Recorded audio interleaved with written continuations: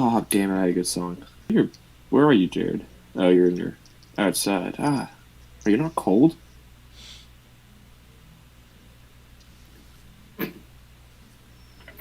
Jared, you're muted. Okay, yeah, we're live. Jared doesn't know he's muted. Yeah, not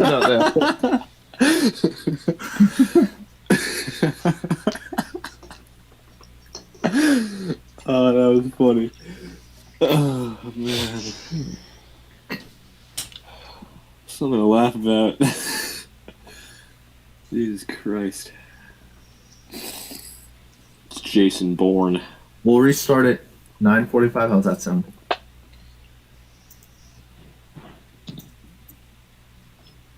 Always finish on the back. Good times, man. I was surprised I'm the most optimistic one in here today. It's kind of a surprise. Yes, Jared? Okay, we're getting viewers again. Oh, don't tell me this thing is fucking buffering. Oh, no. Oh, my God. No, I think it was buffering before because for some reason XSplit signed me out of the NASCAR Amino channel, which is retarded. Oh yeah, that'll do it. They said we may take down content that doesn't violate the guidelines. What's against our... That's not until April 1st. It's something stupid.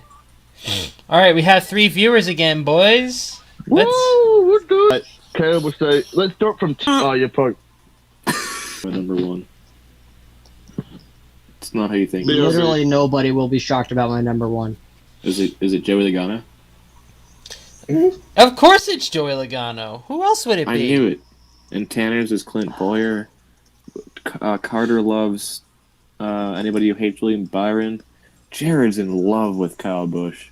Tanner loves Clint Boyer. Tommy Baldwin Racing. He's a big Tommy Baldwin Racing guy. Oh, don't tell me this is buffering again. God damn. I hope so. Because And there it goes.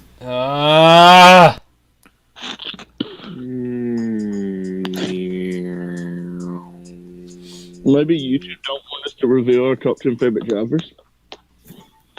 I guess not. I'll try this, see if that helps. And we're back down to 1 viewer, GG. Oh, now the stream's fucking working. Of course it. Fuck ScrewTube. ScrewTube's trying to screw us over. That's what they always do. Can't ever have... If both Scotty and... Okay, and... Oh no. Alright, we may need a backup plan. Was it? Maybe Do we you know should if just it might have been copyright? For what? You guys can hear. Yeah, but YouTube. No, like for a past video or something. It might have been that. For a past video. That's what they do. They can just find a video, find something that was copyrighted, and claim buffering, it wouldn't be buffering back in and out like it is. I don't remember playing any music in a past video. Maybe after the stream or before the stream, but you guys don't like I'll be right back, guys. Maybe we'll play our own content. I think our backup plan has to be we gotta do it tomorrow. There's no way I can do tomorrow. I can rewatch them and see if I played music, but I'm pretty sure I didn't. I'm never here for the full time either. Dude. And they could have warned us about this shit. That's kind of annoying.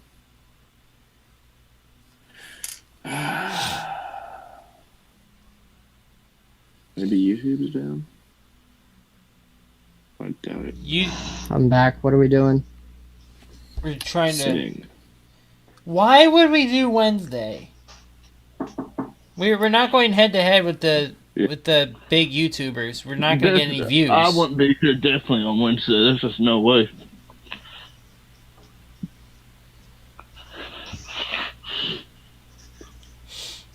Oh wait, I Should think they're saying we're back.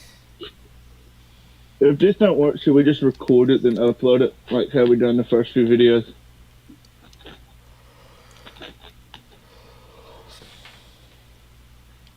Wait, what? No, people wouldn't watch it that way. I said maybe we should just record this instead of going live to do it. Yeah, people wouldn't watch it.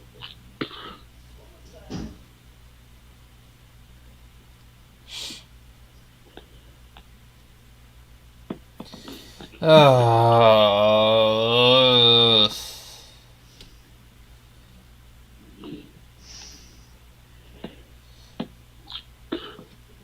This is dumb.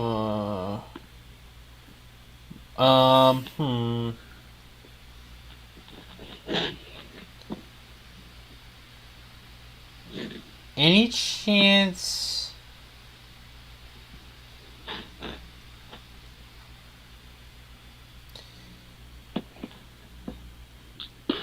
Oh, we haven't buffered in 3 minutes, actually. But you know, as soon as we try to start going again, it's gonna buffer.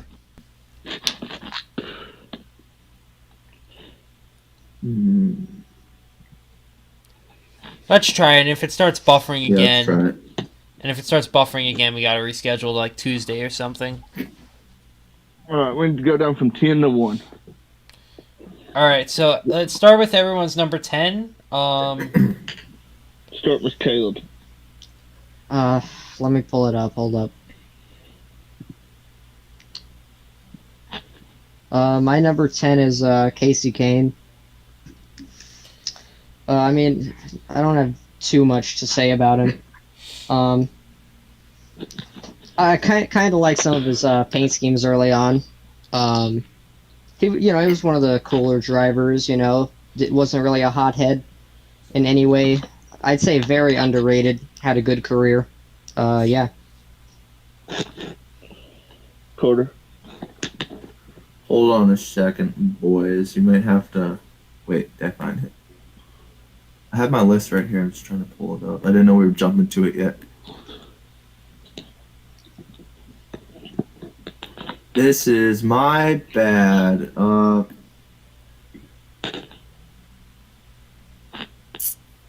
Hey, Jared, do you want to go next? Oh, they Yeah, my number- back. Yeah. All right. Sorry, just got back. My number 10 is Brian Vickers. Don't really have any explanation. I was just was a fan of him as a kid. Stuck to his career, got cut short.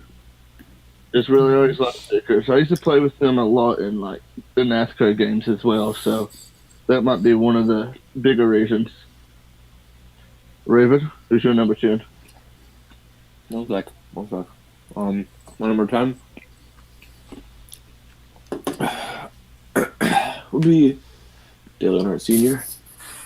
My dad used to be a NASCAR fan back in the good old days, and his favorite driver was Dale Earnhardt Sr. And once he passed, he stopped watching the sport, which kind of sucks, but he is pretty cool. Wasn't as popular in his later days, but yeah, I don't know. Have you guys said Brandon's yet? He's not here. No, I know, but he put him in the chat. I can read him off. I can read number 10 at least. I I think it's what he wanted. I think it's what he wanted me to do. You can do it. He's out. So, What? Where's the list we made before? Because mine is pretty heavily based off that. Huh? The list we made before of like our current driver rankings. I can't find it. Oh, let me find the link. So Brandon's number 10 was Matt Dibenedetto, and his reason is burrito. There you go. Gotta love him.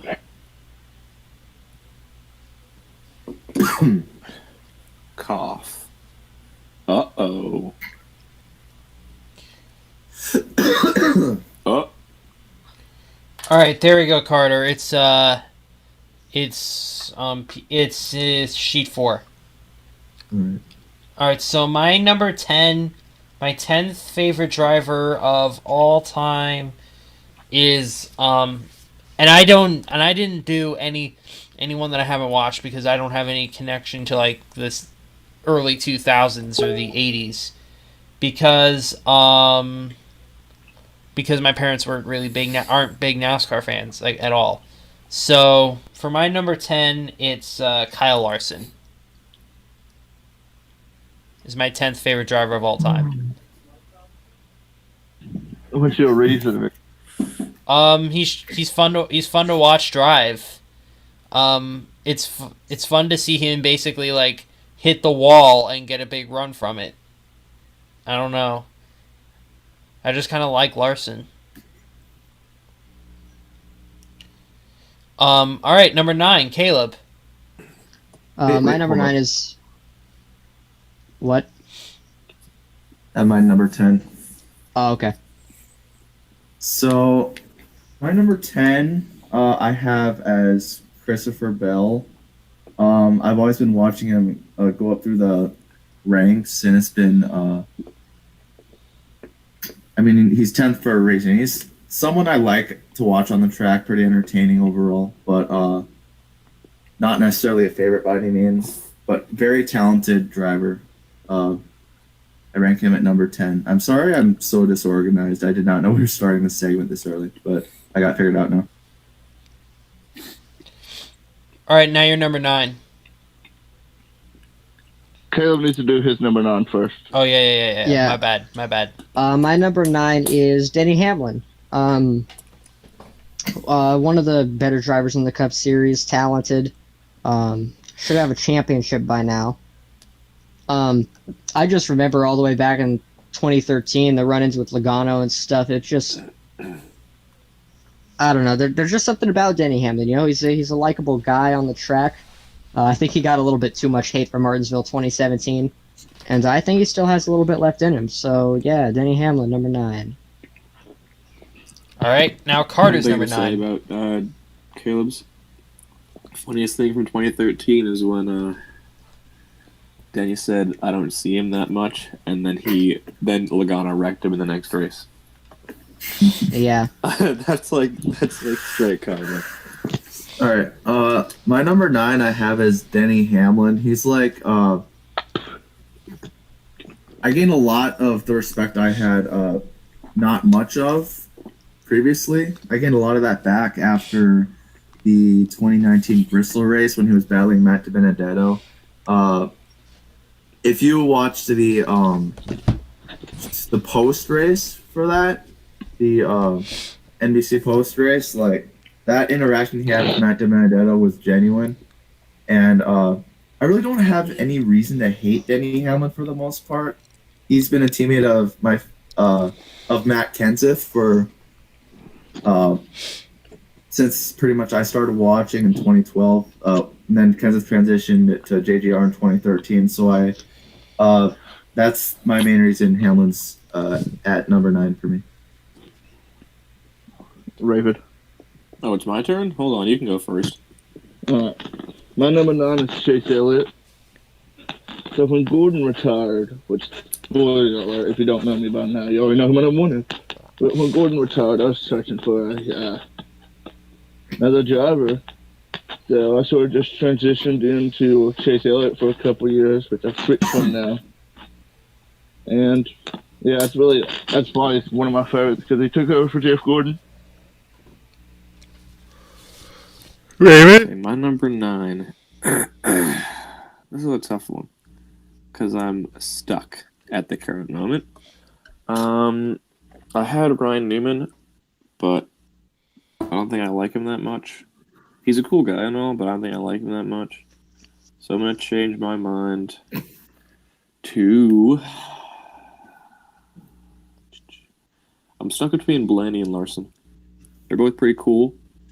I love Blaney's mullet last year. They're both great drivers. I'd probably go with Blaney, though. I don't know. Paint schemes are pretty good. I know it's kind of like a baby thing to say because of paint schemes, but his paint schemes are pretty cool. Solid driver. He does get kind of unlucky here and there, but consistent, likable guy. He seems cool. Haven't met him in real life, but he seems cool to me. So, and for Brandon's, he put Alan Kulwicki, the coolest cheesehead ever. What a man! All right, Zach, you're up, big guy.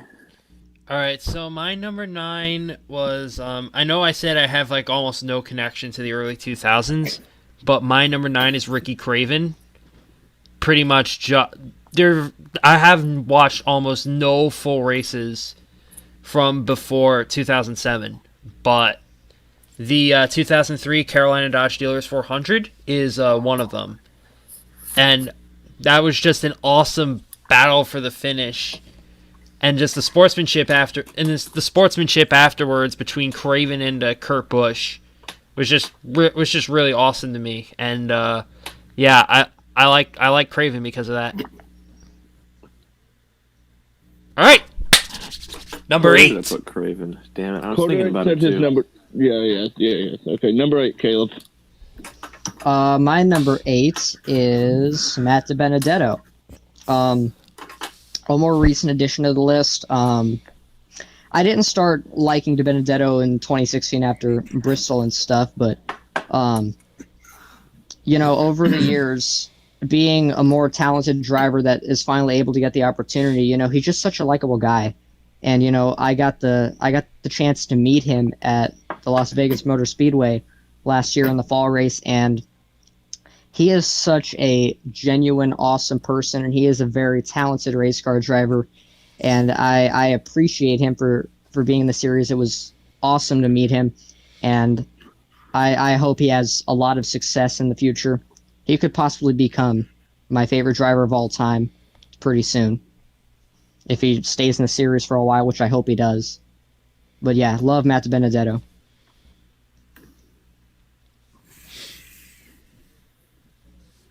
Carter. All right. My number 8, by the way, you're going to notice in my list, it's a lot of the current full-time drivers, because out of the drivers that have retired from like the Cup Series and stuff, there's only a couple main ones that I actually liked. A lot of the veterans like Stewart, Gordon, I was never really a fan of, so you're going to keep noticing that trend. Number 8, I have Tyler Reddick. Similar reasons to Christopher Bell, but to a more amplified amount. Tyler Reddick, I wasn't too much of a fan of him, like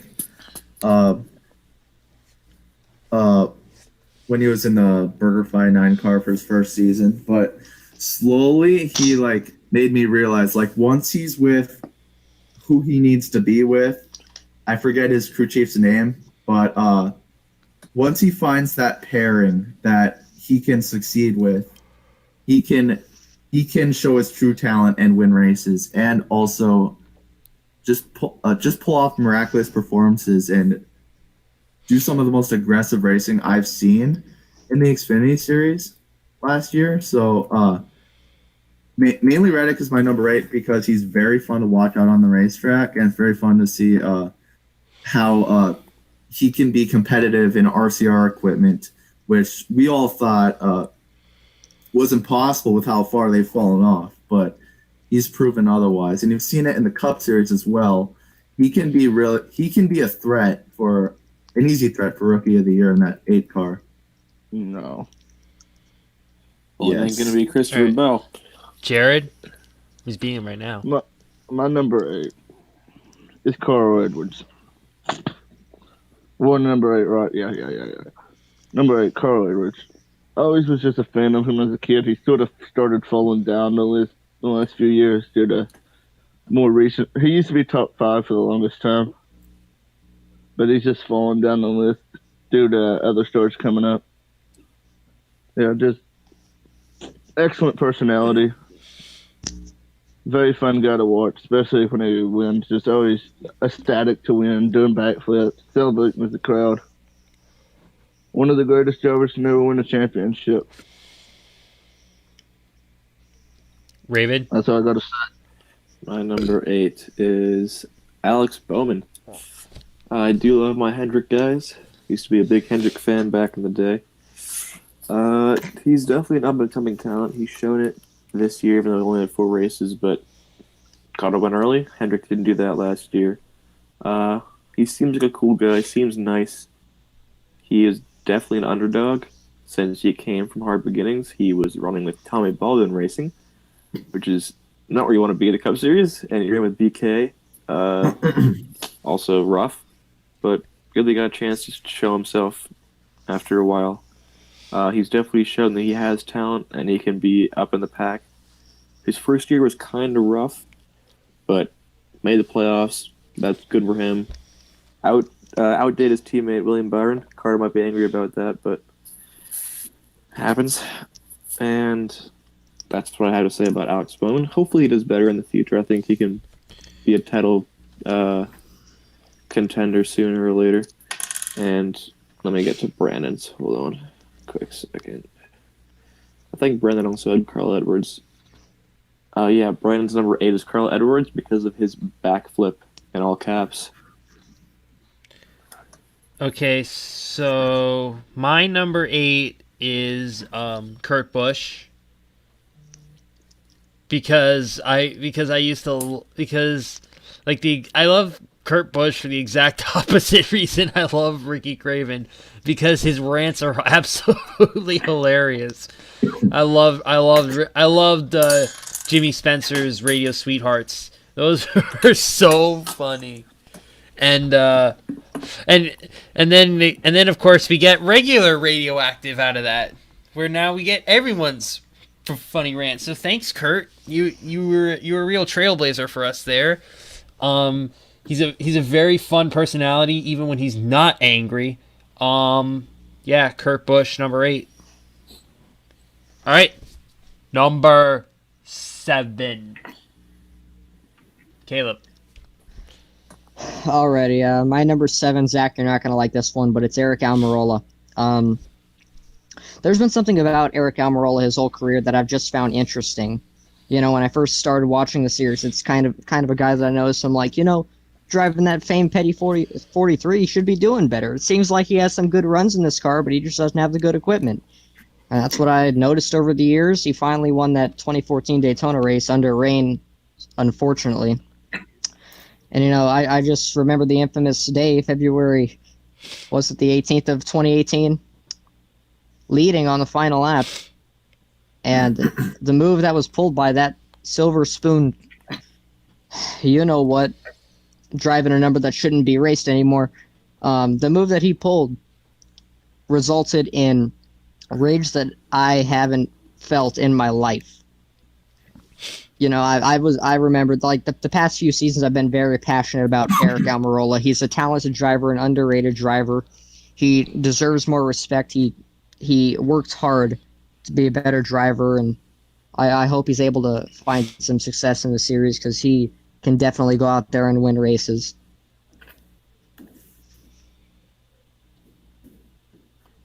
All right. Are we on number 7? Yeah. Okay. My number 7 is also Aric Almirola for the exact same reasons Caleb pretty much said. What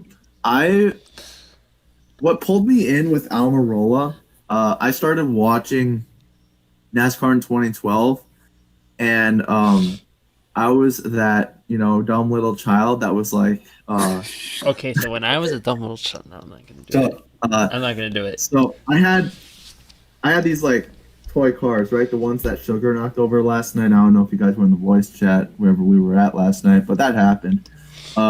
Somewhere in there is like 2 old Richard Petty cars, and I always called them Almirola cars once I started watching NASCAR, because he's totally been racing that long.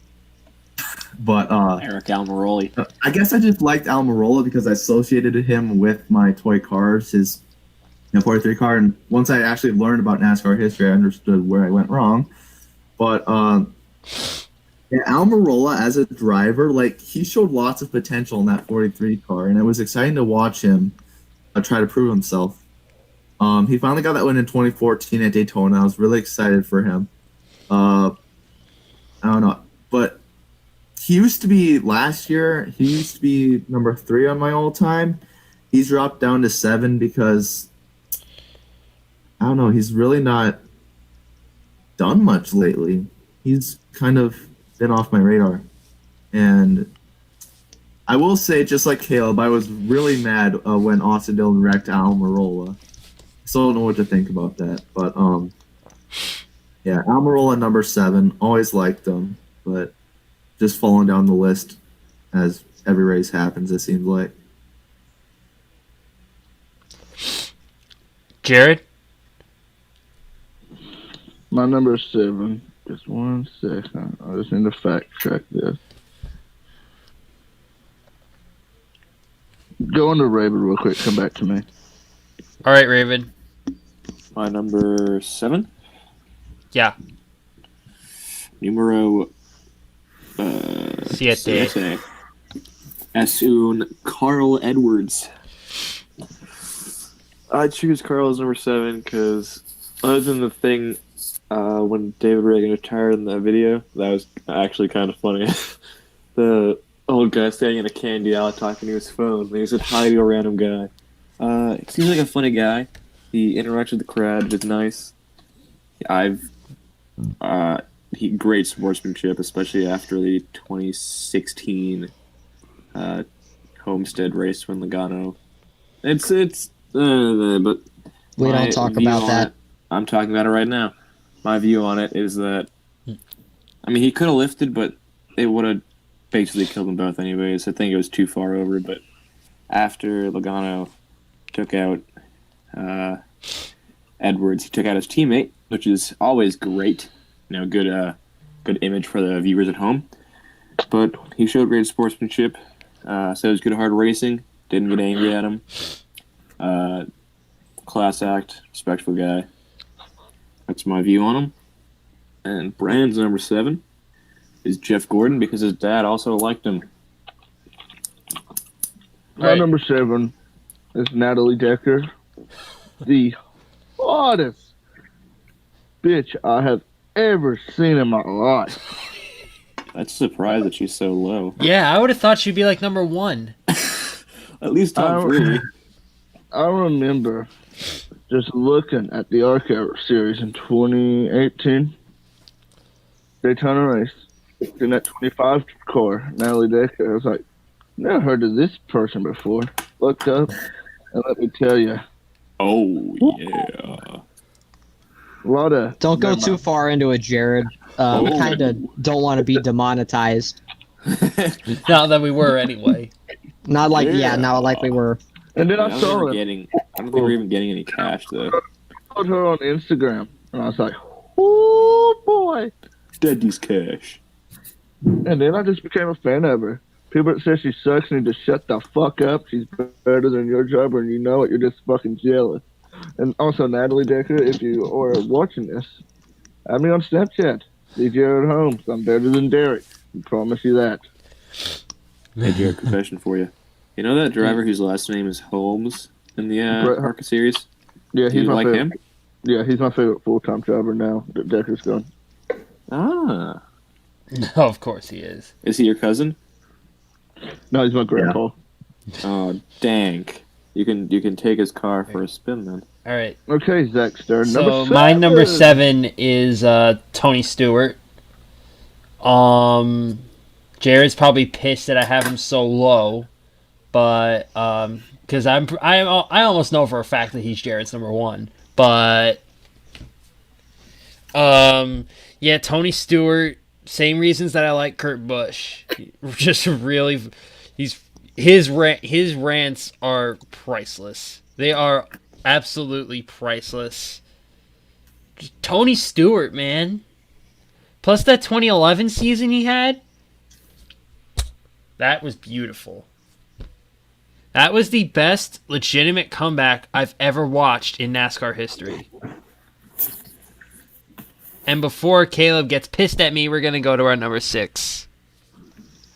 All right, Carter is going to love this one. But my number 6 is Matt Kenseth. Oh, yeah. What can I say about Matt Kenseth? This guy was one of the quietest guys in the garage, one of the quieter drivers, but one of the most likable at the same time. You know, I mean, well, his championship kind of created something that I would rather not talk about.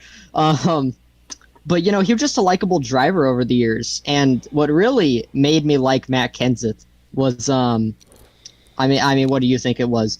2015 in the chase at good old Martinsville. You'd think someone as quiet as Matt Kenseth Best race of all would time. it be somebody? Yeah, even Jared loves it. That's how you know it's good. You think somebody like Matt Kenseth wouldn't be one to do something like that? But oh man, I remember the moment that he just drove that thing into turn one, killed that 22 car, and the fans went wild. I was on my feet. I loved every single part of it. Matt Kenseth, just an awesome guy. Kind of got screwed out of a ride. Wish he was still racing, but awesome career, awesome driver, awesome guy. Carter, you're number 6. All right. My number 6. I have Kurt Busch as my number 6. Like Zach said, it's really funny to go back on YouTube and just look at some of the rants he's had and all the how radioactive became a thing pretty much because of him.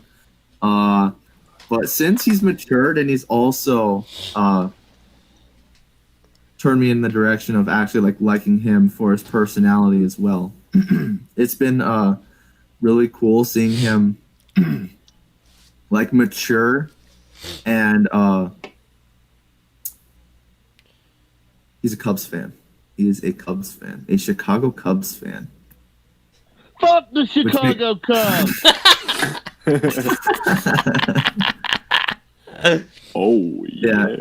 Kurt's a really cool guy. He's really collected in his interviews. Fun personality as he's continued to mature. It's still great to see how far he's come from just 5 years ago. Or not quite 5 years ago, 10 years ago. Time flies. But yeah, Kurt's really gone really high on my list as of late. Jared? My number 6 is Christopher Bell. So in about 2016, 2015, I can't remember what year it was, I went to this dirt track, right? Which Bell's going to move way up the list by the end of his career, hopefully. Hopefully that's a long career. I remember Christopher Bell. He won the race there. And then I think it was 2016. I'm positive it was 2016. No, it's 2015. Which year did Christopher Bell win outdoor for the first time? 15, I think. It was 2015. It was 2015 then. Then a few weeks later, I sat in the house Wednesday night, Eldora, and I saw Christopher Bell. He won the race. I was like, okay, I think I'm going to follow this guy more. He seems pretty chill.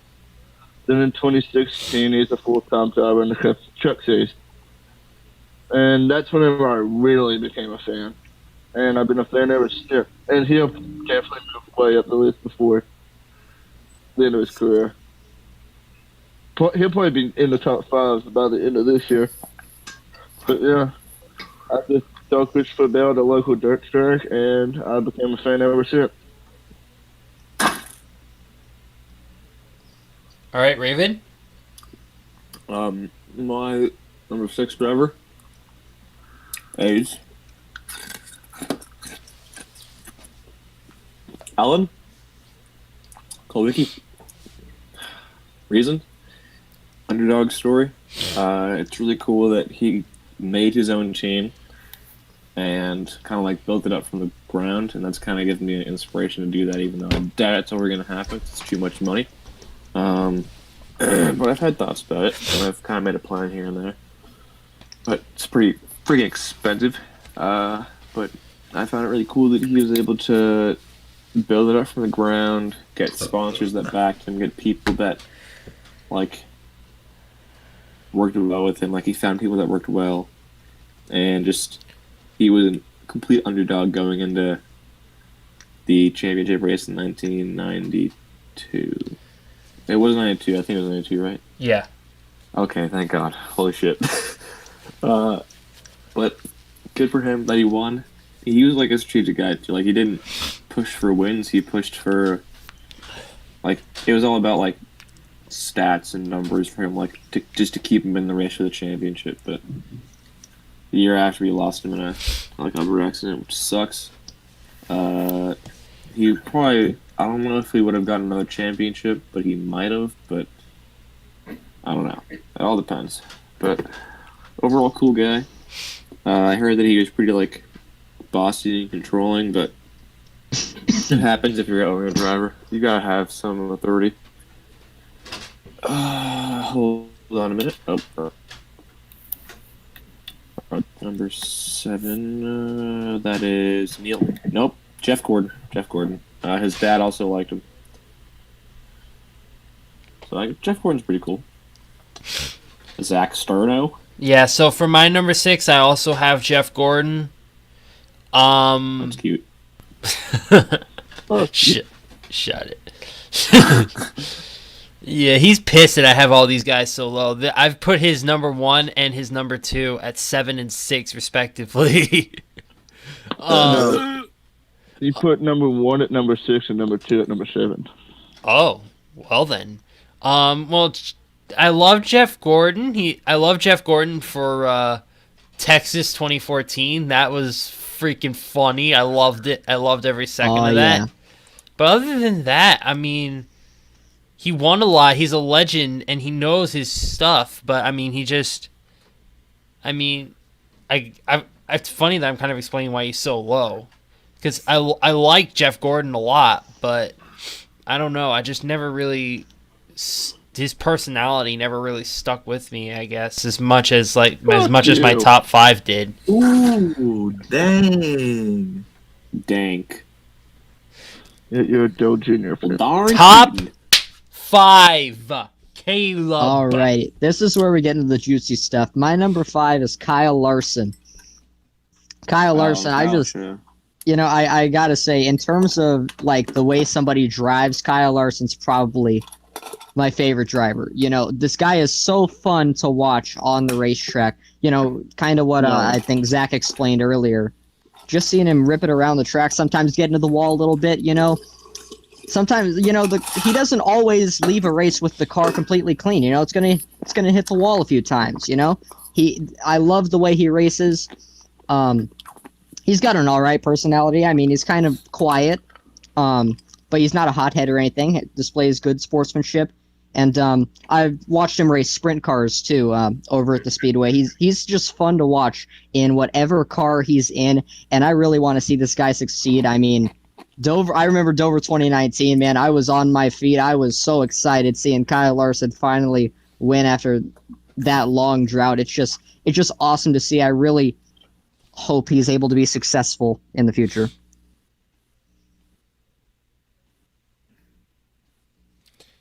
Carter? Well, my number 5 would be Mateus Dibenedetto, a.k.a. Matt Dibenedetto, a.k.a. Burrito Man. Guido. Matt Dibenedetto. Nah. I call him Burrito. But you do you.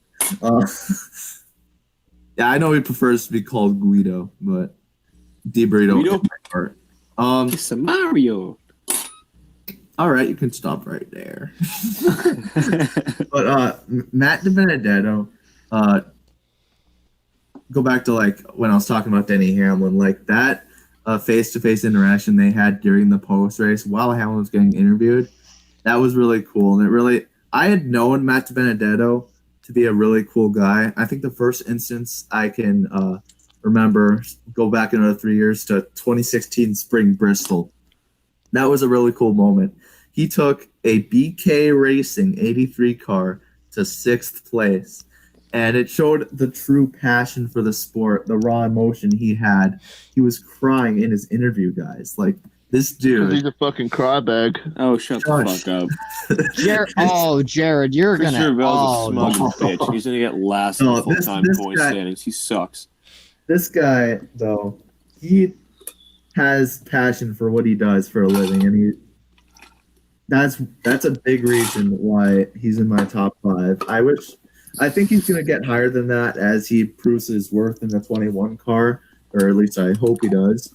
I'm pretty sure he will. He's already gotten, second? No, At he least won't. in one race Trash. already. But Yeah. it's truly awesome to see how far he's come. Who knows what we would have seen out of Dibenedetto in the playoffs if he got that win at Bristol. I remember that not really being in the talks if the 95 won that race. He would have been in the playoffs. And it's kind of interesting to think of what would have happened, what could have been, Round But of 16 exit. shut up. You're probably right, but still would have been really intriguing to see. But yeah, Matt Dibenedetto, 5th for me. Jared?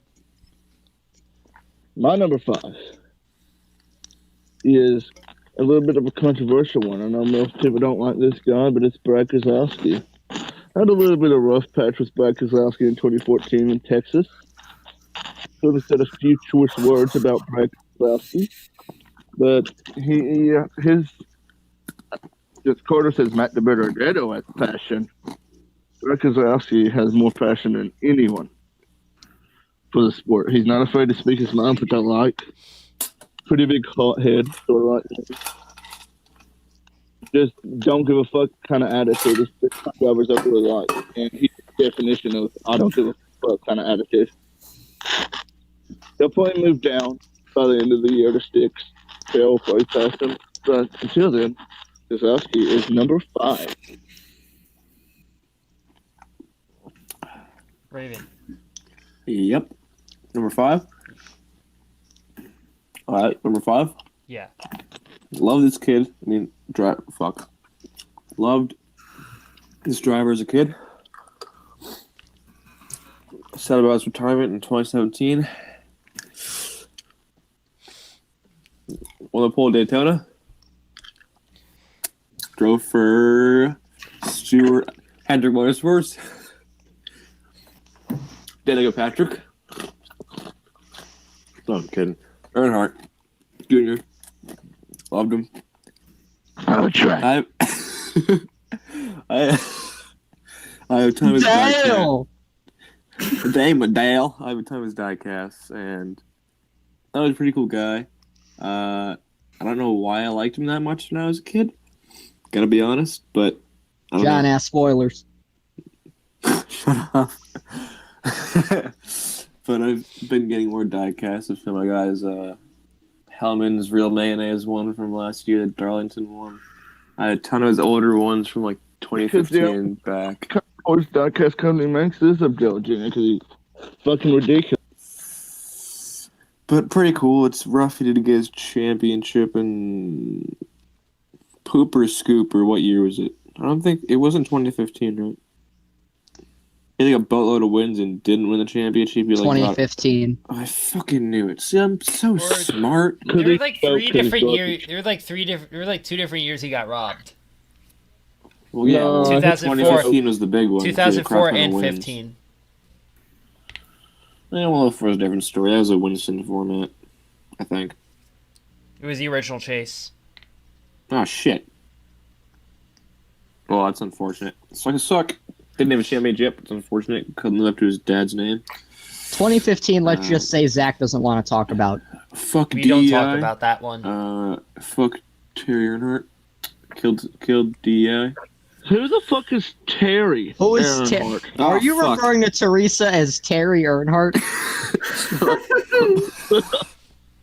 Terry just sounds bitchier. Sorry. No. You have lost all credibility, Raven. Because I already know who your number one's going to be. Let's just move on.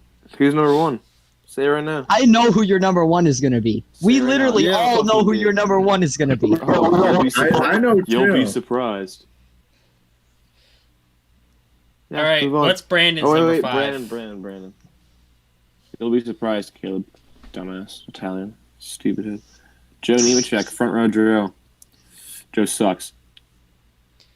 All right, my number 5. No one asked. Shut the fuck up. It's my podcast. I will do whatever the fuck I want. Don't swear. My number Is anyone 5. even watching this? My number 5 is Jimmie Johnson. That's cute. In my eyes, the undisputed greatest driver of all time. Fucking lies. Oh, you're about to spark something He's in the way in above the Jeff chat Gordon. there.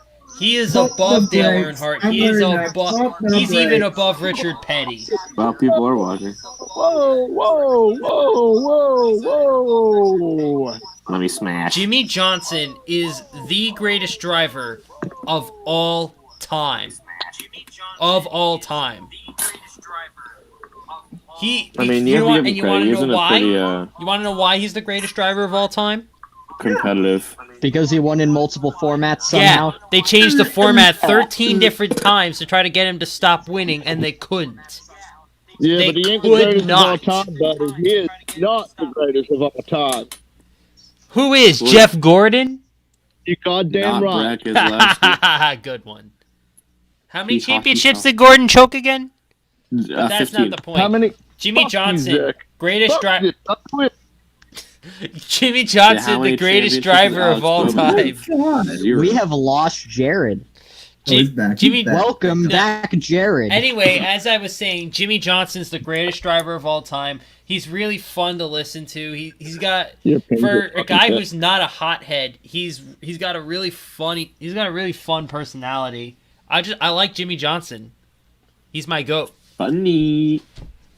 Caleb, number 4. Yes, all right. This one right here, I think Jared's gonna love. This one right here. My number 4 is none other than Smoke himself, Tony Stewart. I freaking love everything Way too about Tony Stewart. Way too low. Get oofed. You know, his personality is unmatched. It's unrivaled. The man is fired up about things. He's not afraid to speak his mind. He's not afraid to shut down the media.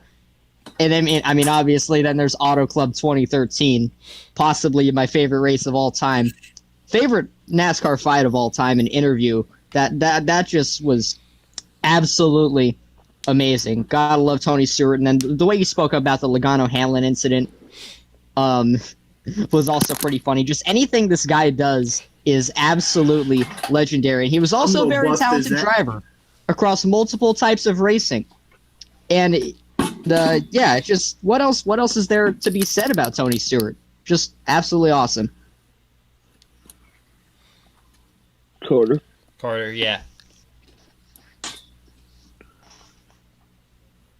All Gary right. Jonas. So, yeah, I'm here. Number 4, correct? Number 4. Yeah. Yeah. I'm gonna go with the Brendan Effin Gone. Yes. Of course. It's really cool to see how cool of a person Brendan Gaughan is. Like, there's not many drivers that would flip a car the way he did at Dega and landed on all fours. And then give an interview, as entertaining as it was, make a moment out of it. Not bashing the safety or whatever of the cars. Everything held up just fine. There's no reason to, so he didn't. Yeah, very entertaining guy, very fun. I've been watching him since the Xfinity days when I started watching in late 2013, I think it was, in early 2014. You also Sadly, gotta I only remember got... that 2003 Yeah. interview. Oh, yeah, the 2003 interview. We had a truck that could win the championship, and Jimmy Smith can kiss my ass. Oh, yeah. I've seen that on YouTube multiple times. Never ceases to put a smile on my face. But, yeah, and finally, probably the biggest reason, honestly, the most legendary number in existence. Brendan Gaughan, legendary to sport that number around the racetrack. Should have won Dega in 2019, but didn't. But it is what it is. I wonder I'm if surprised he Brendan Gaughan was wasn't a your dumb number little 1. child. No, he's not my number 1. Not quite. But Jared. respect points, definitely. My number 4. I'll never forget being a dumb little child. Sitting there watching the 2007 Daytona 500. On the wreck behind them, Kevin Harvick beats Mark Martin by this much. How heartbroken I was as a kid. I loved that 01 paint scheme. Oh yeah, if you don't know, it's Mark Martin. But that 01 paint scheme just stood out to me. I don't know why. It's one of my earliest NASCAR memories. just stood out to me. Then I sort of followed him. I don't really remember it too much. And then in 2009, when he came to Hendrick, I think it was 2009,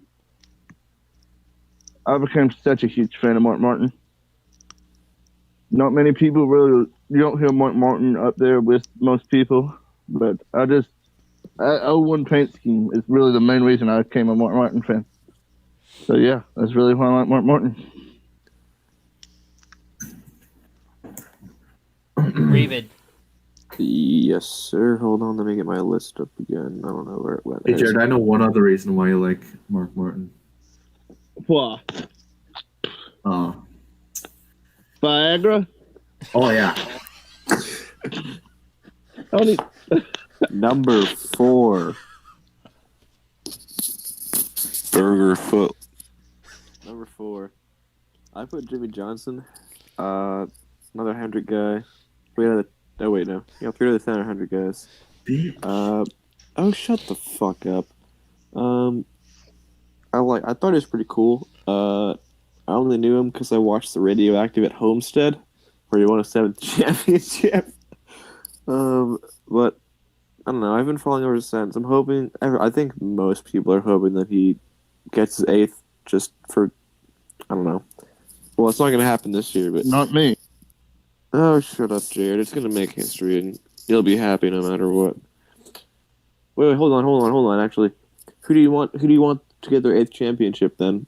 Senior or Petty? Well, Senior obviously Senior can't. definitely fucking can't. Yeah, then who do you want? Petty? None of them. I don't want any of them 3 bastards to get. So what I thought. We're going to have to deal with Jimmy to get it. If anybody. No, Yeah, you Christopher do. Bell. Hey, Christopher Bell will get A by the end of this career. Chip will come Oh. Christopher Bell, you say. Hold Yeah, on a minute. fucking fan, hold so on. you don't know where to Hold- fucking talk, buddy. Hold the fuck on. He has to finish a race to actually win a championship. Well, let's see where he is in Fuck points. you. You know Hold on. what? I Let's am see. Where is he? Where is he? 30 this. fucking second. 30 I fucking quit. second. Behind Daniel Suarez. Jared. He's behind Brennan Poole in points. Jared. Literally, Suarez has 3 starts, and he's behind him. Reagan has 1 start. He's fucking behind him. 0 top 5s, 0 top 10s. Behind Brendan Poole, And he Michael is McDowell. not All right. coming back. We've beaten this point to death. Hey, Jared. That's my reason. It's Brendan Fuck Allen. Christopher Bell. NASCAR bust. All right, Yeah, let's and you're move on. awesome, Let's but- move on. Oh, Brendan's number 4. All right, guys, actually chill. He also said Dale Earnhardt Sr. because his dad liked him. All right, All right, Zach Stern. my number 4 is the actual hottest driver in NASCAR, and that is Haley Deegan. Hot, and she's hot, and she's hilarious. Shut the fuck up. Hell yeah, baby. Hell yeah. Haley, you want to add me on Snapchat? No, you're too fucking ugly. I know, but it's worth a shot. You're on the other side of the country, Zach. I feel so bad for you. I'm on the That's like I'm- literally the farthest you could be. I'm on the outside waiting. You were on the outside waiting. But you don't feel it all the time, do you? I can feel you all All the right. time. Your nasally All right. ass voice could say. But for real, Zach, reasons. That is She's my hot. yeah. She is- That That's is my the reasons? actual reason. She's That's pretty much- okay. No, I actually Zach do likes really his like flat her. girls. I do really like her personality, and I do think she can be a star in NASCAR. I do think she can. Yeah. I do think she can win a few races. Which I think if she wins even one, she's a Hall of Famer. But Oh, shut up.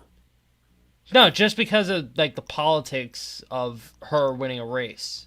Okay, Yeah, but wanna know where- you're I agree with saying that that if statement. Daniel What Patrick won Haley one Deegan race, belongs? then that means If you she'd say be the a Hall of kitchen, Famer. I'm going to go to West Virginia and smack you, Jared. Do you know where Haley Deegan actually belongs? In the dumpster. That Subway makes me a damn sandwich. Yes. All right. all Number right. 3. Let's move on. Number All right, 3. number 3. This one is, I might get in the feels a little bit. Some people are going to get in the feels for this one. My number 3 is Carl Edwards. he had some run-ins with Kyle Busch in the past and stuff, but there are a lot of reasons to love Carl Edwards. I wish he was still racing because he definitely would still be competitive if he were racing today. Very talented driver, probably one of the greatest of all time to never win a championship. He could have won 3, if you really look at it. Could have won 3. I was rooting for him till that infamous crash in 2016 at Homestead. My heart absolutely dropped when Logano pulled an overly aggressive, idiotic move to the inside on the restart. Just absolutely devastated. And then just the show of sportsmanship when, if I were in that situation, I would have gone and beat up the whole damn crew. Just the complete sportsmanship from him. Then obviously, some of his run-ins with Keselowski in the past were pretty funny. The way he handled his flip at Talladega in 2009, and then obviously the backflip, probably the greatest way anybody could celebrate a victory. Carl Edwards did it right there. Awesome guy, awesome driver. Wish he was still here.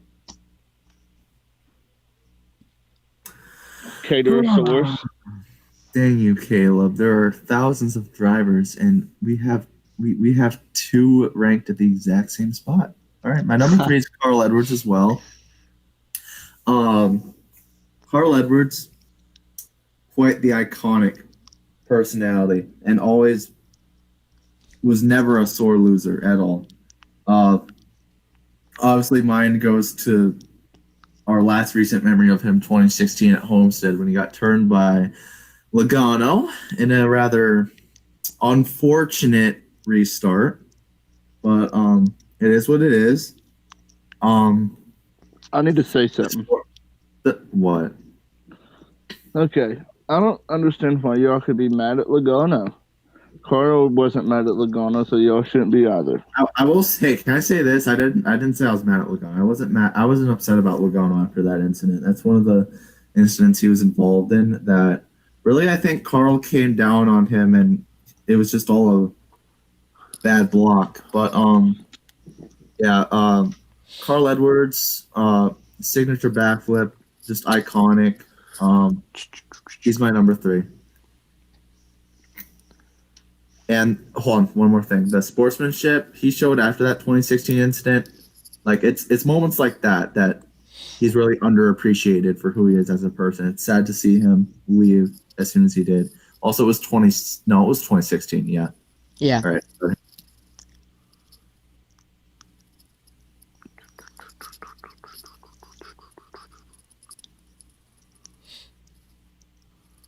Jared, your number 3? My number 3 is Matt Kenseth. Another big reason is, just like Mark Martin, a paint scheme. That Best Buy scheme in 2012 was so hot. I hated Matt Kenseth for a pretty long time due to him and Jeff Gordon in 2006. But that paint scheme turned it around, and he's okay. I mean, he was a quiet guy, didn't have much personality, but he's still a pretty good driver.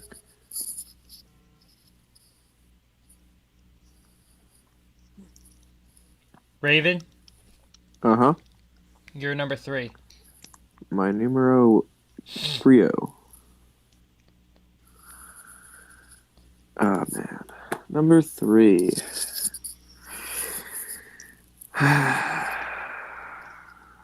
Well.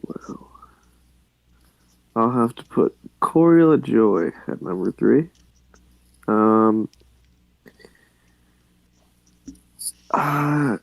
Pretty cool guy also. Interacts with fans.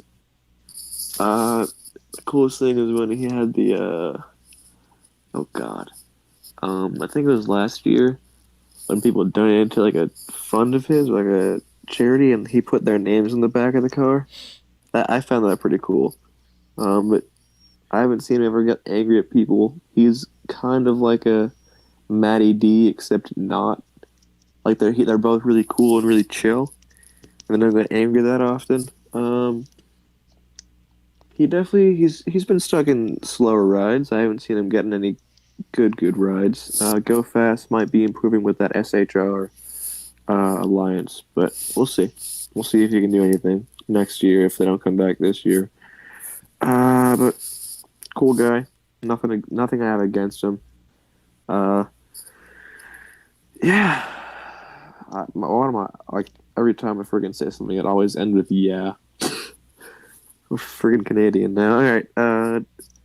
Brandon's is Jerry Nadeau. The Fury from Danbury is a tasty-ass nickname. Changed my mind. Son of a bitch.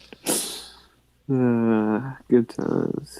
Okay, you guys are probably gonna have no idea who my number 3 is. Andy Lally. Fuck no. Fuck Andy Lally. Dude, he's a god Boris in the 24-hour series. Alex Bowman. No. Garrett Smithley. No. Pablo Montoya.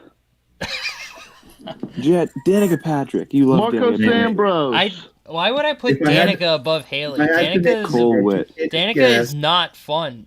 She's if I had to make an an annoying educated person. guess, Zach tends to like the kind of weird drivers, so I think it'd Shauna probably be Robinson.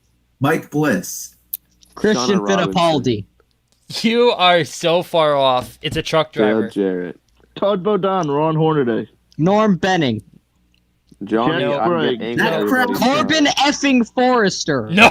crap. Fuck That Corbin crap. Ford. Natalie Decker. No. Yeah. You want to know who it Gretchen is? Finger. Tyler Ankrum. No. Angela Root. Ray Cicerelli. Yes. Ray Cicerelli. Hey, No. who's that other girl? Who's that ugly girl? Jenny Simstel. Oh, you're talking about Natalie Decker, Raven? No. No, he's talking about Um, Angela Ruck. Jennifer No. Jo Cobb. Yes. Same that thing. one. It's probably something dumb like Zach loves his older freaking- woman, if you know what I mean. what's his Raphael name? Lillard. Joe All right, you Bradford. guys are doing absolutely awful, so I'm just going to go out and say it. Jesse Iwuji. Who? Oh, Oh, Jesse I know him. Iwuji. That's an interesting That one. makes a lot of sense Good, now. because It's such Yeah, a I good can time. understand that one. because he's he's still because I follow him on Instagram. He's absolutely hilarious on Instagram. I wish he was still driving. He fucking he choreographs his own like WrestleManias with his brothers or something. It's absolutely hilarious. Not only that, but he's juggling being a Navy officer, a Navy lieutenant with racing. Just the two of those together. Just the dude's amazing. I love. Jesse X Zach. Shut the.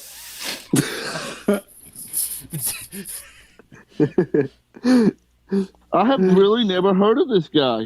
Really? You don't remember his qualifying crash at Charlotte? I You have like never. It was Vegas. Yeah, same thing. They're Yeah, all the you same wrecked at track. Vegas. Just honestly, they're all the same track. You're Shut the up. same track. Your I mom's have- the same Anyways, track. Jesse Iwuji, Anyways, he like interesting nosed one. it into the wall and he like flew in the air. It was kind of. I've never heard- Yeah, though. His, yeah. Well, he's Okay, a Navy Caleb. officer, so Zach Stern's obviously heard of him. Caleb, number Alrighty. 2. Number 2. My number 2 is none other than Kurt Busch, the older Busch brother. I could probably 1 and 2. I'd say I root for them the same. You'll know who my number 1 is, obviously, but Yeah, Joey Logano. Kurt Busch. What can I say? It's obviously Austin Dillon. Absolutely, shut the fuck up. Anyways, what can I say about Kurt Busch? You know, hilarious. He's a good guy. Good, very talented driver. Absolutely hilarious over the radio. Like, he just goes insane. He is an absolute journeyman. He's been on so many different race teams, but has been able to outdo his equipment. And, you know, I am shocked and so happy about how he's done at Chip Ganassi Racing. What he's done with that one car that missed the playoffs, didn't even finish top 20 in points the year before, able to win a race. And if he wouldn't have had the issues at Vegas, probably, I think, could have made it to even the round of 8. Very talented driver. My family watched him and the younger brother move up through the ranks. So just awesome to see Kurt do it. Hopefully he has a few wins left in him before he calls it quits. Cater Johns. Well, I know who your number 2 is, but go right ahead. All right. Number 2 is William Byron. Oh, I had watched him through the ranks. The only driver I've watched go through the ranks and me actually pay full attention to. Actually, that's not true. I'm getting old, but with me liking a driver, that is. So it all began when he entered the Truck Series in 2016. I am 100% positive. I think it was 07. What are you talking about? But William Byron, this dude, I didn't think much of him at first. Really, when I first started to think of him as much anything was his first win when Sauter got absolutely KO'd by Ben Rhodes, I think, which was one of the most hilarious moments in the Truck Series. And Byron snuck by and got his first win. And he went on to get 6 more victories, I believe. Should have been... Yeah, should have been 7 more. And then out of his control, his temps are like, yeah, boy, go up through the roofs. And before you know it, the truck is donezo. So, yeah, so, what really turned my opinion on him was after such a disappointing heartbreak, the mature interview he gave at only, what was he, 18, I believe, at the time? Yep. I thought he was 28.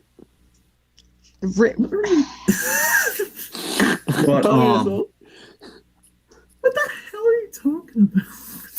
We're talking about the same guy, right? Okay, Raven. No, I'm talking about William Byron. All right, so... that is William Byron. It's not... Shut up. Okay. Just continue. So, I decided I'm going to watch this guy. He's going to be my favorite driver going up through the ranks. William Byron is the only driver I've ever had where I've actually, had a favorite truck driver or Xfinity driver. So, as he went into Xfinity, it was a rough start to the season, not going to lie. Lots of not speed there, and a few wrecks here and there. He showed his true colors at first at Michigan, I believe, where he showed he could compete with the Cup driver Denny Hamlin, but unfortunately, the timing of the side drafts did not go in his favor, and Denny Hamlin got back around him a second before they crossed the line. So in a photo finish. So unfortunately, Byron couldn't get the job done there. But my cat's about to come into my room. It sounds like, but got a few more wins. Got to championship 4. And let me tell you, I've never seen a favorite driver win the championship, and it was a totally new feeling, even at the Xfinity level, to see William Byron win that championship after such a thrilling battle with Sadler. I was holding my breath for at least the last 40 laps. It was insane, but it was an amazing feeling, and he has yet to break through in the Cup Series. I see a lot of potential in him. His maturity is unlike a lot of what the young drivers have. Future superstar, William Byron, number 2, eventually to be number 1. Okay, my number 2. If you cast your minds back to 2011 Watkins Glen, such a thrilling battle, and then Marco Sambros won, and I generally love this Marco Sambros. I'm playing. Number 2. Number 2. So you cast your minds back to me being a dumb little child again. Landon Castle. Then you see the number 20 Home Depot car. Didn't really like Tony Stewart for the longest time. Him and Gordon had a few spats. Then he went over to the 14. And then I seen that Burger King number 14 car on track, and I was like, oh my God, Tony. And then, cast your mind a couple more years down the future to 2013. Same reason really Caleb became a big Tony Stewart fan. That interview had me cracking up. Hell yeah. was rolling. And I became a Stewart fan. And I pray to him every night before I go to bed now. I know he keeps me safe at night. And I just can't wait till I get the Tony Stewart Bible coming out in 2021. It's going to be an amazing day for us Tony Stewart isms that practice Tony Stewart. Jared, that Bible was delayed due to the coronavirus. Let's move on. Raven, All right. number 2. You're gonna have to calm down there, bucko. My numero dos is currently a tie between Dos Driveros, and their names consist of Matt Kenseth. Just kidding, you thought Carter. Matt Dibenedetto and Danica David Reagan. I currently. Wait, hold on. What did you just say? Wait a second. Is this a cop-out so that you don't put David Reagan number 1? No, I'm being honest. They're currently tied at number 2. Wait. And David Reagan. You Ties can't are have a dumb. You can't have a tie. 11 people. You Oh, cannot I- have 11 people. No rules saying I can't have a tie. Yeah, it does. Let me look at the NASCAR Amino podcast. This is me- Oh, shut the fuck up. I'm just So wait, do you mean that there's a tie for number 1? Nope, tie for number 2. So there's someone ahead of... Okay. It should That's be, currently a question mark right now. it should So, be, Matty D and David Reagan. I've been following Matty D for a little bit now. Cool personality, cool guy. Bristol had me crying a little bit. Just like him going up to Denny and kind of in tears, kind of not. Just a sad moment. I followed him at BK Racing with David Reagan. I don't know, just really emotional guy. Kind of speaks to me. Kind of emotional too, which is annoying because everyone thinks I'm always gonna cry about everything, which is annoying. But besides the point, pretty cool guy, cool personality, not afraid to do funny stuff in front of the camera, and has self-confidence, which I don't have. David Reagan, you guys all know I've been driver for a while now. Watched his win at Talladega. I was crying at Homestead last year a little bit, Oh, excuse me. and at Daytona this year I was super psyched to see him back for another time. Didn't pull through. I wish he won that. He could have won that. He was up there for a lot of the time, which is great. I was so friggin' happy. I haven't smiled that much in a while. But great to see him up there. He got a top 5 finish. It was, I don't even know if it's his last Cup Series start, but one of his later starts, top 5 finish for Rick Ware and the 36, which is great. That Daytona was kind of played with other stuff, but we're not going to talk about that. And it was rumored that he would run a truck race at Richmond. Only if what's happening now didn't happen. That'd be amazing.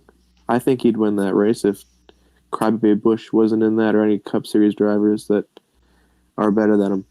But he doesn't have a crap in talent like a lot of other drivers, but he has some here and there. He has flashes of talent. Just hasn't shown it for a while, except at Daytona. All right, Zach Stern. Oh, wait, no, Brandon. Yeah. His number 2 is Corey LaJoy. He is a simp. No, just kidding. He's simply cool. That's the big reason.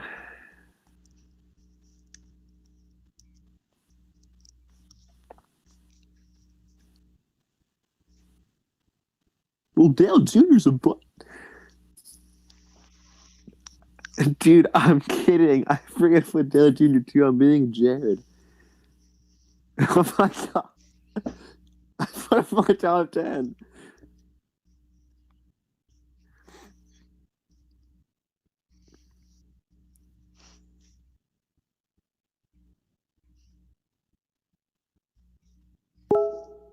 Daddy's cash.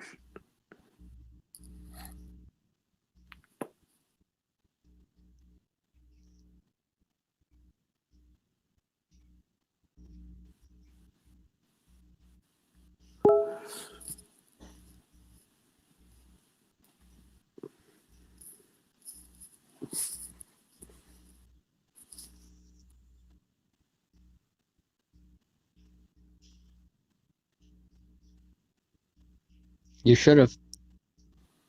Thank God you didn't. You really should have.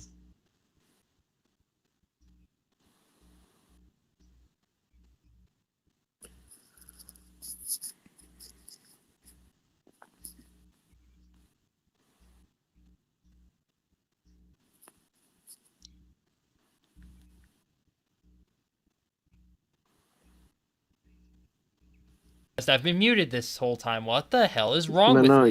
you're. We can hear you. We could hear. We could No, hear but you. the people listening can't hear me. Okay, so let me restart. My number 2 is Dale Jr.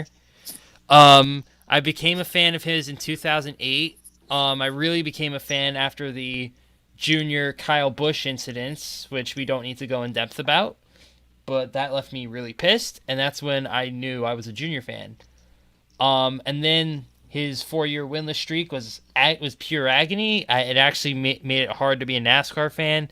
Then he finally won in 2012, and I finally got fully back into it because Junior was winning. And then 2014 was just amazing to finally have a multi-win season. That was awesome. I love his personality. Like, I loved him when he was that shy guy. And I love him now because he when he talks, he really knows his shit, and he's really genuinely excited. He's very excitable. Yeah, Junior.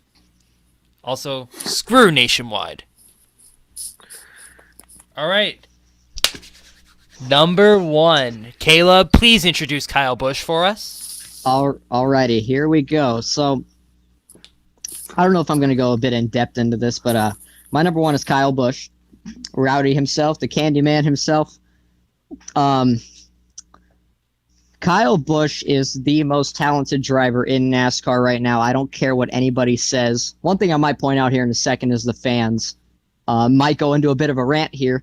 But he is underappreciated, I feel like. When we're in a state of the sport right now where we kind of lack some personalities, you know, it's good to have somebody like Kyle Busch there. You know, he's not afraid to speak his mind. He communicates a lot. He's fiery over the radio, and people need to appreciate him more. You know, kind of put your bias aside for a second and think about it. You know, I can understand some of the hate that he's gotten. He kind of was a real hothead for that entire first half of his career. Still can be nowadays, but it's calmed down a bit. And he's somebody who by the end of his career could be in the consideration to be the greatest of all time. He can win multiple championships over the time that he has left, which he could be here for another 10 or 15 years. But my family watched Kyle and Kurt grow up over at the Bull Ring, and that's really what drew my family into liking Kyle Busch. And then me starting to watch NASCAR, I decided, you know what, I'm going to root for Kyle Busch too. And I decided to sit down and watch happened to be the 2012 shootout, an amazing race with an awesome finish. And that Kyle Busch ended up winning. You know, it was just it's just awesome. You know, it's exciting whenever he's on camera. It's exciting whenever he wins. I mean, I can understand the frustration from Junior and stuff in the past. You know, Ron Hornaday, all that stuff. But you know, the fans really need to stop complaining every chance they get about Kyle Busch, because he is a very good driver, and people have to accept that.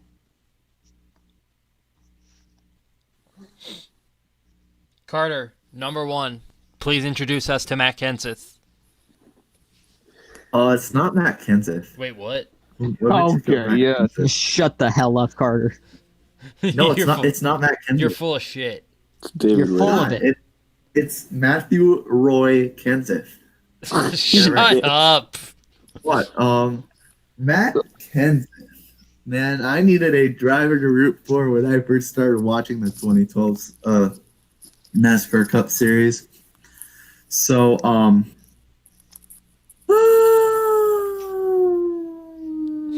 I sat there and I was like, actually, let me go back to the roots, okay? So, I was a 6th grader, right?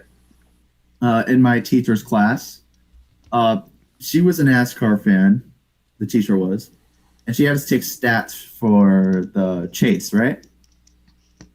So so I looked at the homepage for NASCAR.com, and actually how it started, I looked at the they had a chase standings thing with all the number cards, and the 17 just looked so cool. I was like, "What's this dude's name? Matt Kenseth." Okay, I'll see how he is. So the first race I watched, it was Talladega 2012. I kept a close eye on him, the pink 17 car, right? And Oh, that race.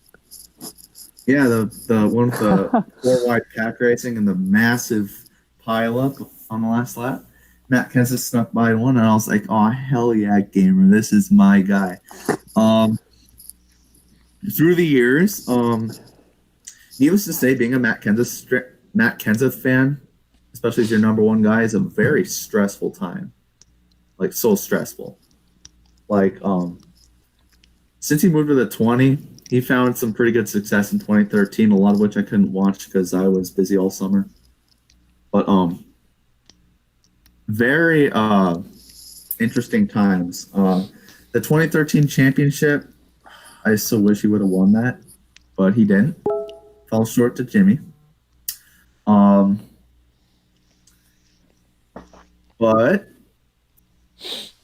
transitioning like 2014 and on, it just became harder and harder to be a Kenseth fan because he kept having so much bad luck. Like I think 2015 was the last most active season in winning he had, and then you have like the whole Logano incident and suspension that followed, and then obviously the last win he had in 2017 was pretty iconic. But let me talk about his personality a bit.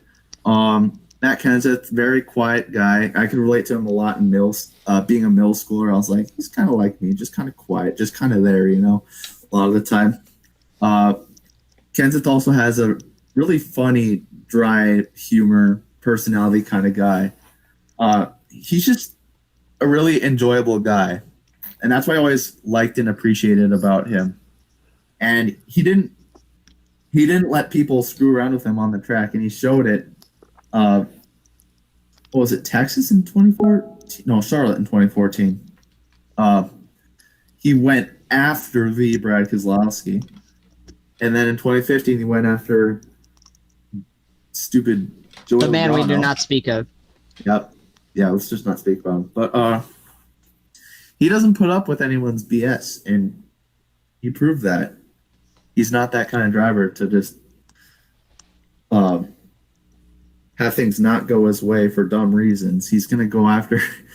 he will let you know if he has a problem with you. And that's another thing I liked about Kenseth. He didn't take no for an answer. So, Matt Kenseth, my all-time number one. I think as Byron grows as a driver and starts to show more of his talent in the Cup Series, he'll eventually pass Kenseth as my number one. But yeah. My number one is Jeff Gordon. Reason being, my grandma lived in Pittsburgh, Indiana, which is Jeff Gordon's hometown.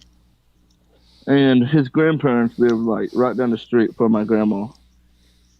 Well, anyways, my grandma didn't watch NASCAR or anything, but then 1994 Brickyard came around. She's like, "Oh, they're in Indiana." She lived back in West Virginia at this time. She said, because her brother was going, so she said that she's going to watch it, see if she could see her brother.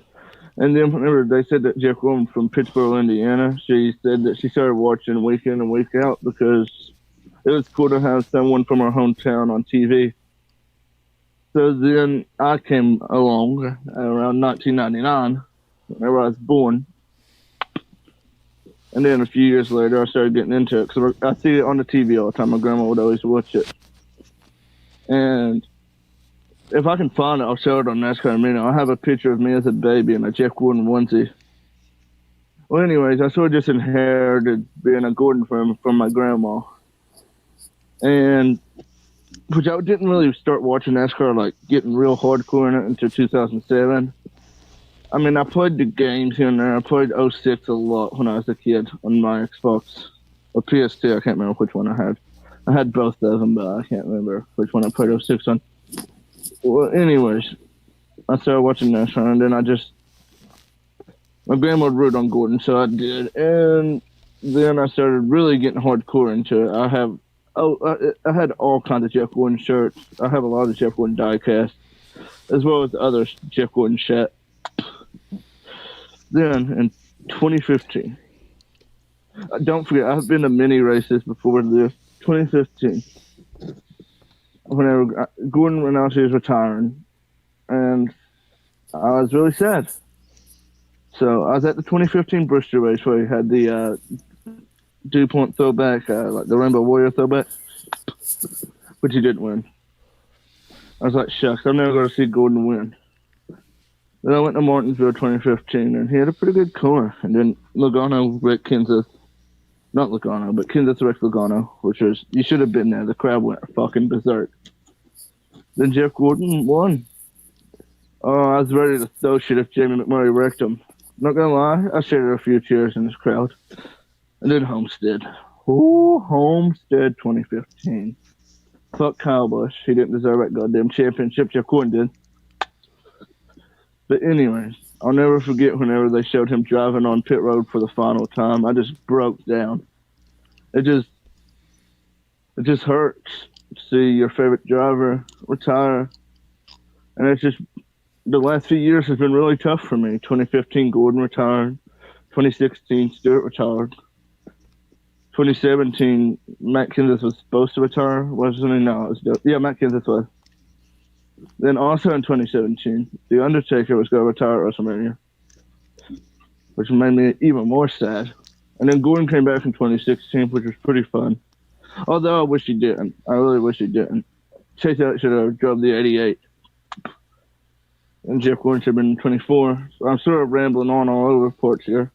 And then up till this week, when Tom Brady's leaving New England, it's just been a tough few years for me in the sports world. But I got a lot of young up-and-coming drivers like Chase Elliott and Christopher Bell to lead me through the next journey through NASCAR. And Jeff Gordon's just been my favorite driver my entire life. Just amazing guy, amazing personality. Glad to see him still involved in NASCAR, being in the booth every Sunday on Fox. So yeah, Gordon's my number one.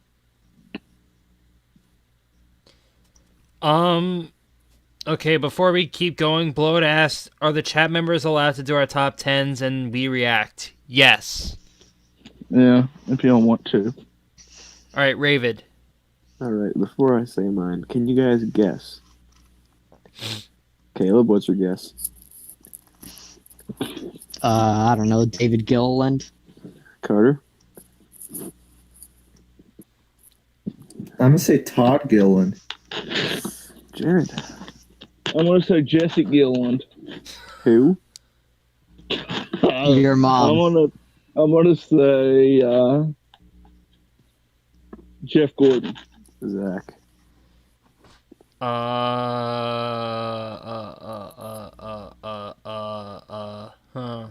Shit. Tony Stewart. Well, guess who's right? Me. Jared. Nobody. You want to know who my favorite driver is? Who? Yeah, Right? David Reagan, and you were just bullshitting us the whole time? At the current moment, I have no favorite driver. I'm being completely honest. Oh, you can't pull that. Listen. Hold. How are you an NASCAR fan and not have a favorite driver of all time? Because my favorite driver retired, so he's not my favorite driver anymore because he's not driving. Well, that's what it is. Favorite of all. He's not favorite all time anymore. He's dropped down to number 2. No, this is all I have to find somebody moving up the ranks because I've never had someone move up the ranks before. And I think it'll be fun. So Raven, what you could do is until somebody, you find a driver to move up in the ranks, just leave somebody at number 1. No, because I don't have one right now. You're There's no point. I'm not gonna lie. You're a weird person. I'm being honest. I currently have no favorite driver, and I have to find someone who intrigues me. But it's not a top 10 active favorite drivers. It's the top 10 favorite drivers of all time. Well, including yeah. retired drivers. Yes, I know. So you know what this means, I'm guys? telling Means you you it straight. were actually a David Reagan fan. No, I was a Yeah. David Reagan fan. Then why is he number one? Look what you're named after on NASCAR Amino, Raven. And here's that. Oh my my. fucking god. Look, just because he's my favorite all-time driver doesn't mean he's my I know that he's a driver that I've rooted for 90% of the time that I've been a NASCAR fan. But he's fallen because he's retired. Yeah, we love different views. This doesn't make any sense, and I don't think if we keep pestering him, he's gonna actually give us an answer that makes sense. Yeah. It's currently nobody. I don't know what's so bad about that. I told you to be controversial, it'd be surprising. I have to find somebody that I like. I've lost interest in NASCAR. Because Reagan's not driving anymore. I don't know who to root for. I have to find somebody. Okay. Who's Brandon's number one? Nobody. Who do you think it is? Steve Park. It's because his dad liked him and he liked him. Zach, it's your number one. You can guess who my number one is. It's Alex Not Bowman. Alex Bowman. Alex Bowman. It's Alex Bowman.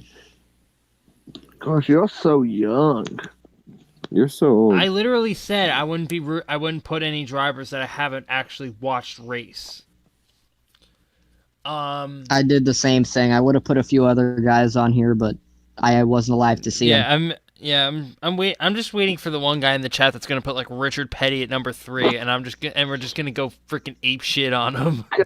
Very controversial statement before I make another very controversial statement in Jared's thoughts. Yeah.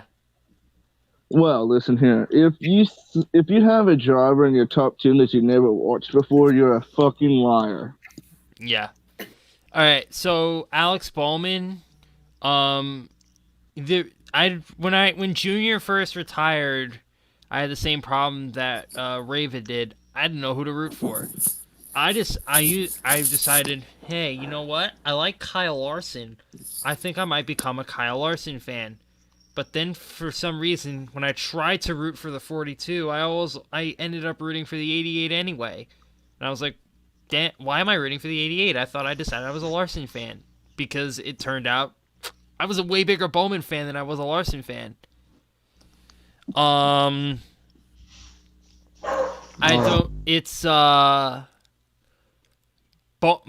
is just like the ultimate, like, to me, he's just kind of like, he's like the person he's like a hero, kind of. He's like the hero of the back markers. Like the guy that never really got the shot he deserved. After absolutely ripping apart ARCA, he got immediately thrown into horrible backmarker equipment in the trucks in Nationwide, and still ran really well in Nationwide. And then they were like, you know what you deserve for overperforming in garbage Nationwide equipment? Go to Cup and even worse equipment with BK Racing, and no surprise, he sucked. And then he moved to Tommy Baldwin, sucked again, because lo and behold, the team is terrible. Not even Jimmie Johnson couldn't have put that team in the top 30. Richard Petty couldn't have done it. Kyle Busch couldn't have done it. No one could have made that team good. Actually, I know one person that could. Not Jeff Gordon. Not Tony Stewart. Jeff Gordon, Tony Stewart, Matt Kenseth, Morton Keselowski. Okay, you're high on your own shit. It's like saying that Jimmie Johnson can bring a friggin' Brickwire racing car to a championship 4 appearance. It's not gonna happen. And then he gets kicked out. He gets kicked out for absolutely no reason. He's really overperforming in his cars, and he gets kicked out for whatever reason. And he decides, you know what? I think I'm gonna try something. I think I'm gonna go to Hendrick as like a test driver, and see how that works out for me. Lo and behold, he gets the 88. And with that, Alex Bowman is now a title contending driver. It's not he can become a title contending driver. He is a title contending driver now. He's top 5 in points. He has He has a stage win. He's second in laps led this year. He's just it's finally showing how damn good this guy is. And it just sucks, and it just pisses me off to no end that he's in a we're talking about him as a potential free agent. Like, Hendrick should have locked him up already, and I'm pretty sure that he is eventually going to lock him up. Bowman's not leaving Hendrick. But but it's just like it just annoys me when Bowman just gets overlooked all the time. Like, oh, William Byron, he's that driver of Hendrick's future, when Bowman has overperformed what Byron's done every single season. No offense, Carter. He has. Every single year he's been better than Byron. And I just it just frustrates me to no end that Nationwide pulls out. Why? I mean, I thought you were sold on Bowman. Why did you go sponsor Noah Gragson instead, who's wrecked both weeks with you on the car? You could have had a driver that won Fontana in the Cup Series, but no, you had a driver that wrecks Fontana in the Xfinity Series. Because Bowman's not marketable. Because no one tries to market him. No one tries to put him out there. Like if you actually tried to showcase Bowman's personality, it would be there. Everyone would say, "Oh, look, Bowman. I know that guy. He's that really funny, sarcastic Matt Kenseth type." Like, but no, everyone's like, "Oh, Alex Bowman. You mean that Hendrick driver with no personality?" And then they'll be like, "Oh, I'm a William Byron fan." The only reason being that he's in the 24. It's just, and it's Bowman's a popular driver, so I don't get it. I'm not gonna go any further. That's my rant on Alex Bowman. Okay, I think it's time for Jared's thoughts here. And is that? Yes, it's time for Jared's thoughts. Also, screw you, Carter. Okay, we're going to talk about not what I think is the golden age of NASCAR, what is actually 100% factual evidence is the golden age of NASCAR. Most people would say the 80s. They are wrong. Most people would say the 90s. They are wrong. Some would say the 2000s. They're almost there. Some would say the 2010s. Only half of 2010s, not so much. The golden age of NASCAR is 2014 till today. The playoffs bring excitement and joy to NASCAR. Without it, NASCAR would be bland and boring. Not gonna lie. The racing is better than it has ever been, in my opinion. We have young drivers rising to the top instead of having people be 42 and getting their first Cup ride. It's just the 2014 and now is the greatest era to be a NASCAR fan. And that's really the only thing I have to say on this. What do y'all think of that, Caleb? I mean, I agree with you to an extent. Maybe, I mean, 2017, 2018, there were probably a few seasons in between 2014 and that weren't the greatest. But I'd say in general, like, yeah, you know, this has been an era of NASCAR that has been very underappreciated. You know, we may be less popular than the sport was, obviously, in the mid-2000s. But it's because the fans complain all the time about everything NASCAR does because they're ignorant. Yeah, it's just, you know, we got to give it time. We got new fans coming in. Just thank God Brian France isn't here. There will be better decisions made, and hopefully the fans that are coming in now will be here for years to come. You know? Carter, what do you have to say on this subject? The racing, I think by far, is at its peak since 2014. So I agree with you there. In terms of marketability, I do think the late 90s and the early 2000s is where it was at its peak there. Can I tell you But, why NASCAR's not marketable anymore? yeah, please explain. It's the fans. Media got tired of hearing the fans complain all the time. There's no one else to blame but the fans on why we're not covered by the media. Yeah, the fans are a huge part of the problem, no doubt. I just wish the fans would understand that NASCAR isn't perfect.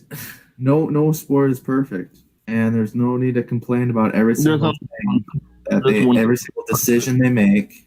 You know, Yeah, it's pretty stupid, but yeah. Zach?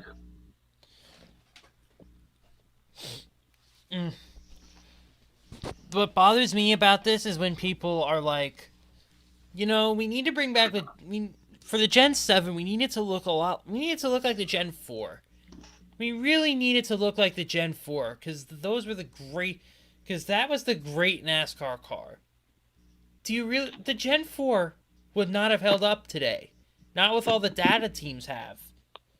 Not with how close they get these cars to the ground. Like 2007, the teams couldn't get the cars as close to the ground as they could now. You think if NASCAR had the Gen 6 in 2007, the racing would probably look exactly the same as it did in 2007 because the teams wouldn't have known how to get the cars to the ground. And the same is vice versa. They would have figured out how to get the Gen 4s sealed. They would have figured out how to do it. And the racing would have looked like what it does now. It's just annoying when people are like, "Oh, we need to bring back the Gen 4. We need to bring back the Gen 4." No, you can't bring the Gen 4 back.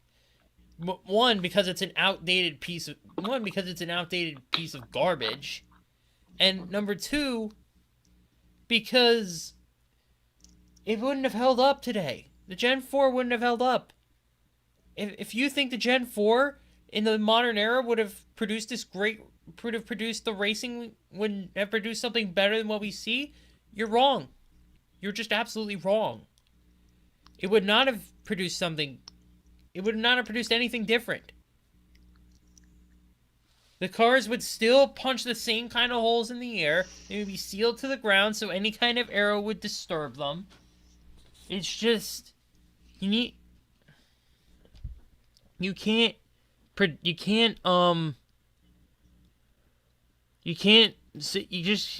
to realize that NASCAR needs to look at the future. They can't look at the past. The past, you can't always take the lessons of the past and apply them to the future because the future is different. The future is not the same thing. There's a reason that there's a reason the Gen 7 looks like the Gen 6 and not the Gen 4 or the Gen 5. That's because the Gen 6 functions better in this era. That's why the Gen 7 looks like the Gen 6. And also to the people that complain about the chase or the playoffs, come on, just stop it. The racing would have been through the roof better in the 90s and the 80s if they had this playoff format. And you know what? Just give it time. Eventually, it'll feel like a tradition. This format, they hopefully won't change it from what it is, and it'll feel like a tradition. And then people will finally stop complaining about it constantly. Even like, all right, I'm done. I agree with you one bit. I mean, I agree with you a lot, not just one bit. I agree with you completely.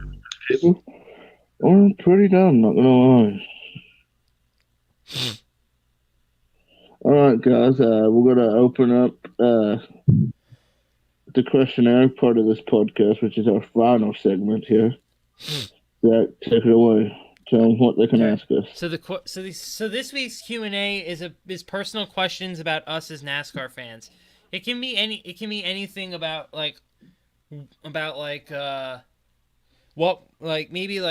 what's our personal opinion of someone, or how we got into the sport, or what was the toughest thing we went through in the sport, stuff like that.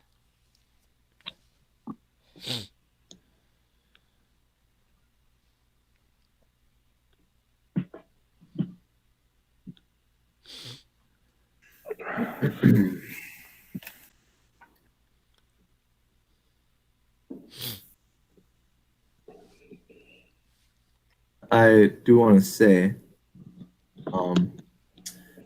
I think this podcast is, with both parts combined, is longer than the Watkins Glen Cup race last year.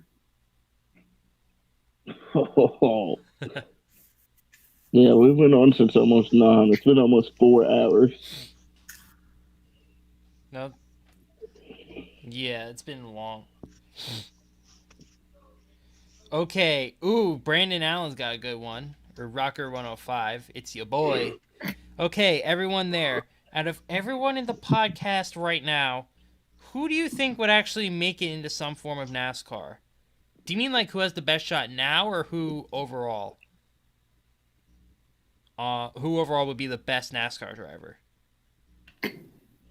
Is it talking like NASCAR driver, NASCAR reporter, analyst? I think he means driver. I would assume so too. That's it's kind of rough to figure out. Obviously, if we're talking who has the best chance now, it would obviously be Caleb. Yeah, he's But- got Because I'm the youngest, I got the longest time. But he means overall. So, that's tough. Very tough. If I had to go with someone, I'd say Zach. I think he's the most physically fit. I think. Yeah. I'm making an assumption. Yeah, I can do a push up or two, so maybe. What do you mean? You're in what is it? The Navy? The Army? Navy.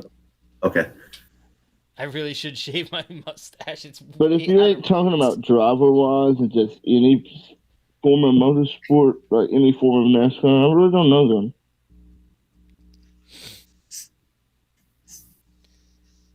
I mean, none of us have driven with each other, so we really wouldn't know that. Yeah. I don't know what we'll do. All right. We're going to make up our own racing series. It's called the NASCAR Amino, NASCAR Cup Series. Wait, what just got said? I missed that. Okay, I'm making a series where we just race all our own cars, like a fucking Chevy Cruze at Daytona. We should. So everyone in the stream right now, we are considering a NASCAR Amino Roblox league. Oh no! If you're hell no! interested, Oh hit us up. No. That is not going to work. Yes, it is. We would try it. We can't make we it will one try lap. it. It's not happening. We will make it work. It takes practice and effort. It takes a lot of practice.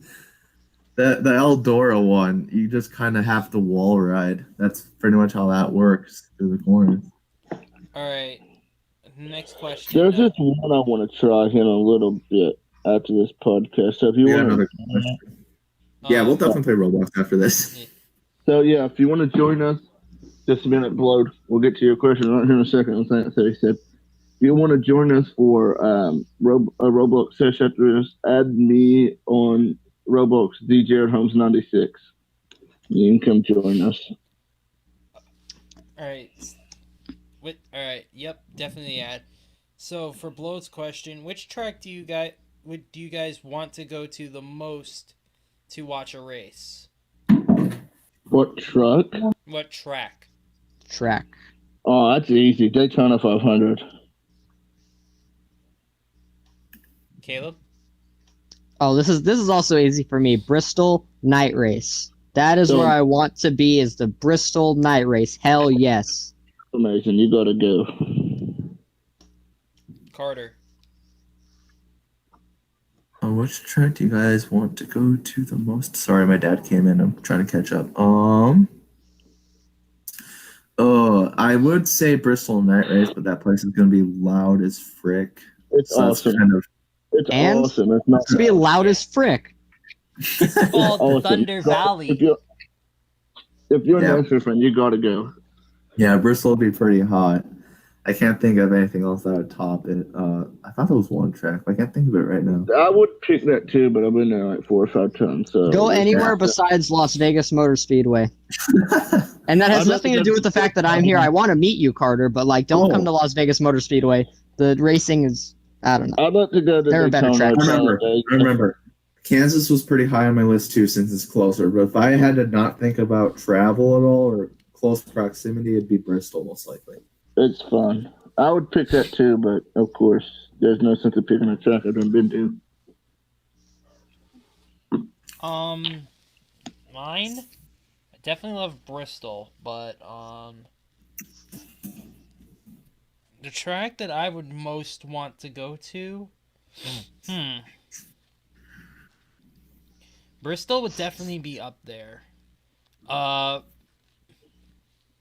Martinsville night race. Oh, I'd like to go to Martinsville Night Race. That's never happened that before. would be sick.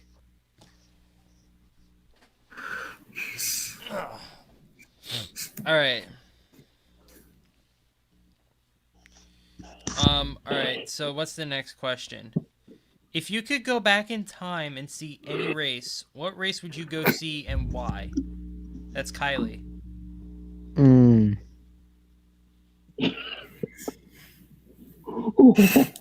I'm not saying it. I'm not Oh, saying it. Jared! No! Are you? You're not about to say what I think you're gonna say, are you? I knew exactly what he was gonna say. Oh I have my two. god. 1993 Coca-Cola 600. The Gordon first one. The second one, That's 1994. 1994. I'm at. It's 93. No, he didn't win in 93. His first win was in 94. So he won a championship in his second year. No, God. he won in his third. What the fuck? He went winless his first year. He actually was trashed in 93. Well, anyways, and the second one would be 2001 Dover race after 9/11. Just to be in there and just the patriotism, or however the fuck you say that word, would probably just be amazing. Just the emotion in that building, in that track, was probably off the charts.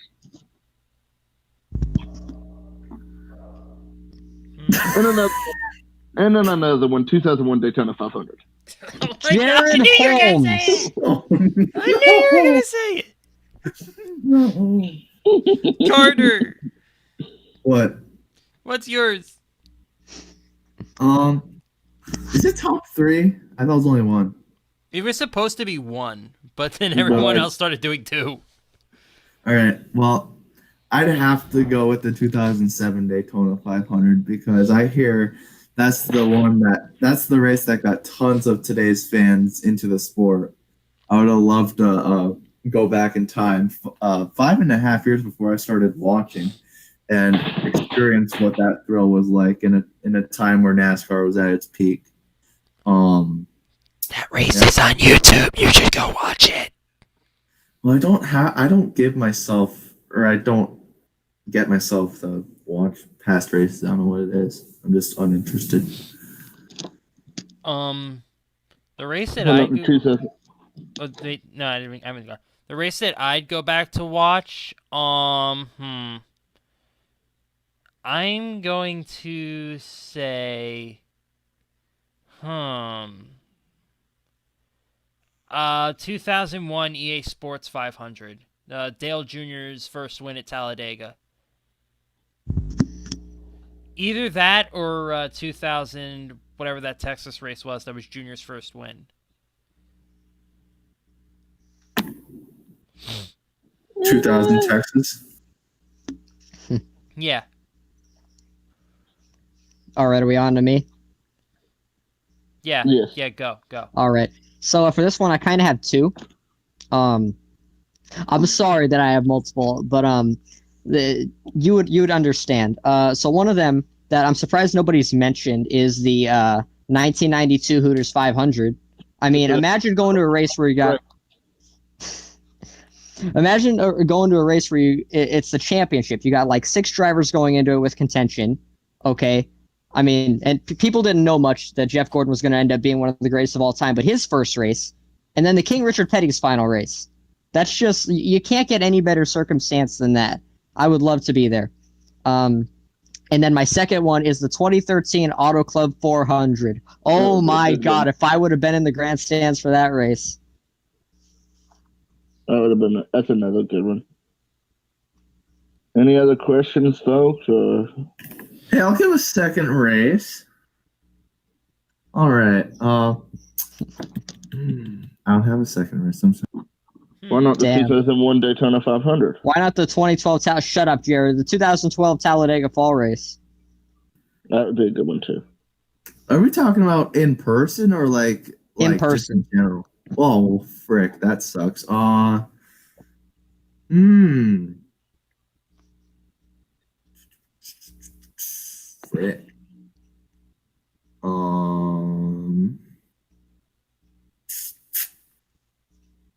I don't know. I guess I would have to go with the 2012 Talladega Fall Race. How about 2001 Daytona 500? Jared. Oh my God, Jared. All right. What? Jared, you do realize what happened to Tony Stewart in that race? No, just imagine being there.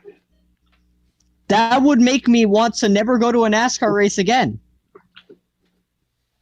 Or how about the 1979 Daytona 500? Ooh, Oh, yes. that's a good one. Whoa. Or how about the 2020 Daytona 500? Or the 2020 Phoenix race? Bro. It's not. He's doing whatever he can at this point. Peoples?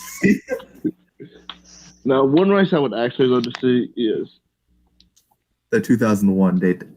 the 2000. No, cast your minds back to last year at Kentucky in the Truck Series. Oh, I would have loved to have been in that crowd. Oh, I would have climbed that fence on the track, and I would have. Yeah. Any more questions, guys?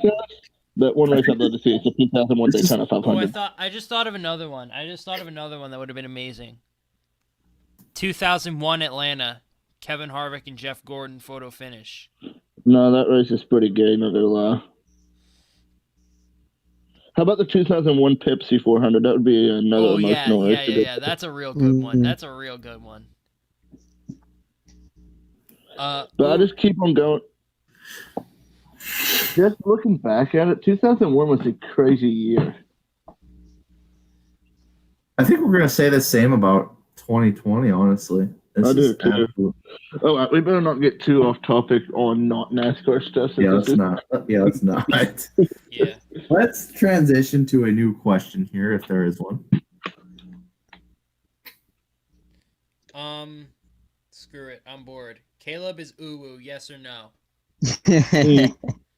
No. Caleb's gay. Shut up, Jared. Infinite amounts of ooh woo woo woo woo woo woo woo woo woo woo Caleb woo is very woo woo. uwu. No homo. Oh man, I can't imagine if Rebooted was here right now. I can't imagine the smart ass answer he'd give to that.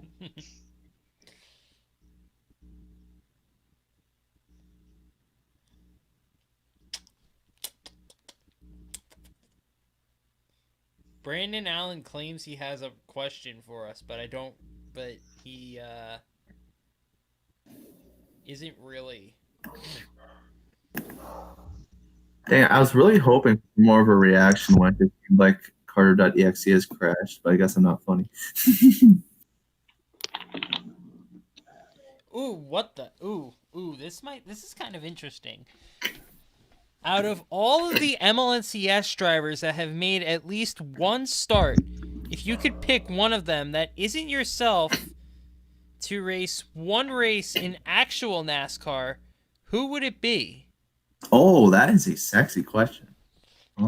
Caleb?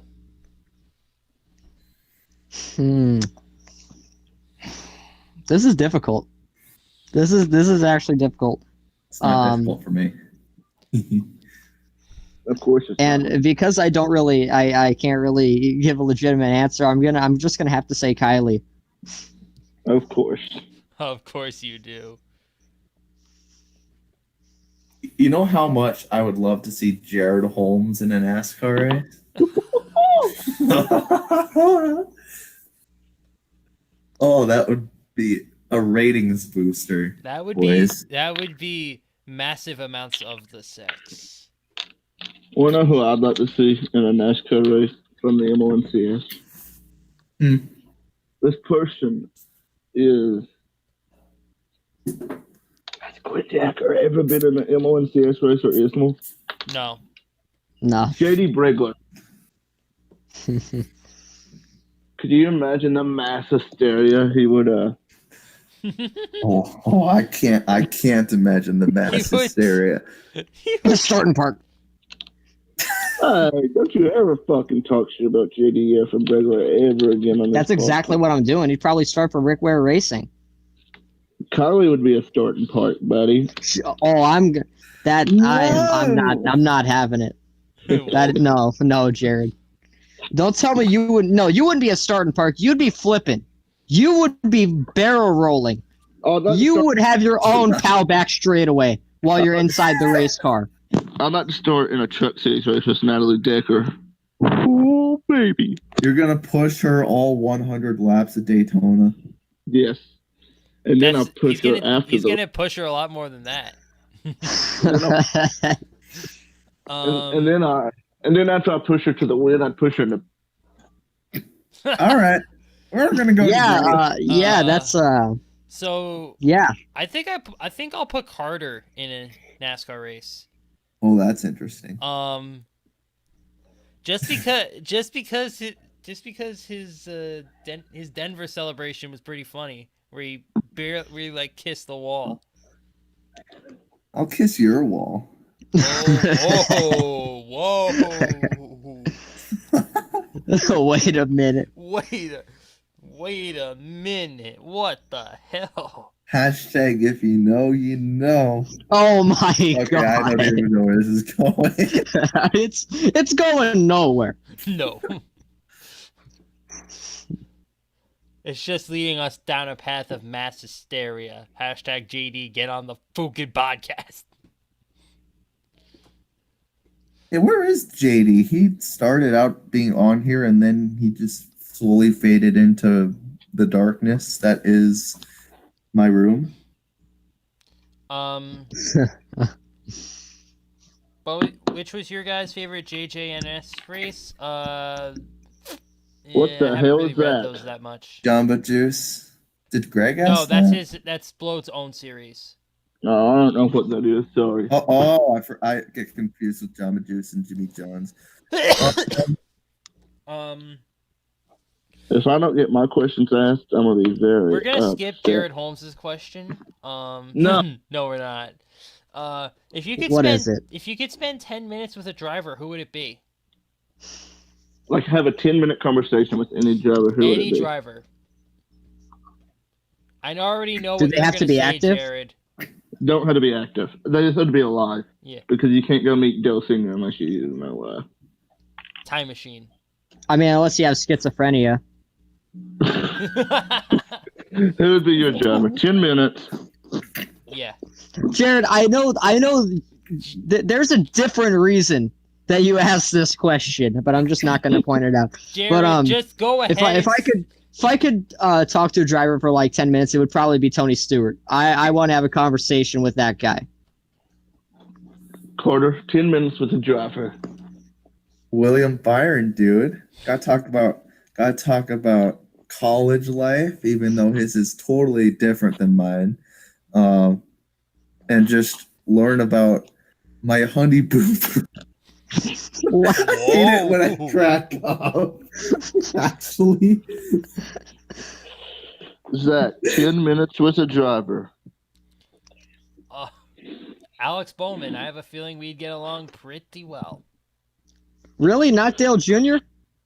Well, I mean, Bowman's my number one. I mean, Junior would also be fun, just for like the sheer amount of knowledge that guy has. But in terms of like actually, but like I like to have fun a lot more than I like to learn. So Alex Bowman. If I could spend 10 minutes. Just say Natalie Decker. We all know what's coming. Driver, I wouldn't even need 10 minutes. Oh. It's Natalie Decker. You don't need to go too far into this, Jared. Just say Natalie Decker and move on. There are children watching this. This driver is the definition of hot. The definition of a dream girl. We all know who he's saying. He just won't say it. The definition of talent. The definition of greatness. Wait, hold. The definition of talent. Yes. Look, the definition. Never mind. The definition of. Danica Patrick. Natalie Decker. If I could have 10 minutes with her and Derek, she wouldn't even need Derek. Her and Derek would be broke up. And I promise you that. Not going into any specifics or anything like that, but if you know, you know.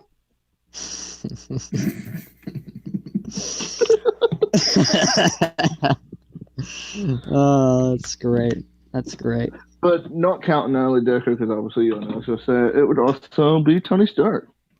Yeah. He would go bust some heads. Guys, this podcast is going to be 3 hours long. You're going to be 3 hours long. Ooh, woo! That came out wrong. Questions. We're closing the questions at That came out very 11:55. wrong. Oh, 12 a.m. My bad. Wait, is it really that late? Holy. Blood, I don't think I'm gonna answer that. I don't think I'm gonna bring up that question because it's kind of Yeah, we're not gonna answer that question. What? That's Temple, we're not. Same, Kylie, same.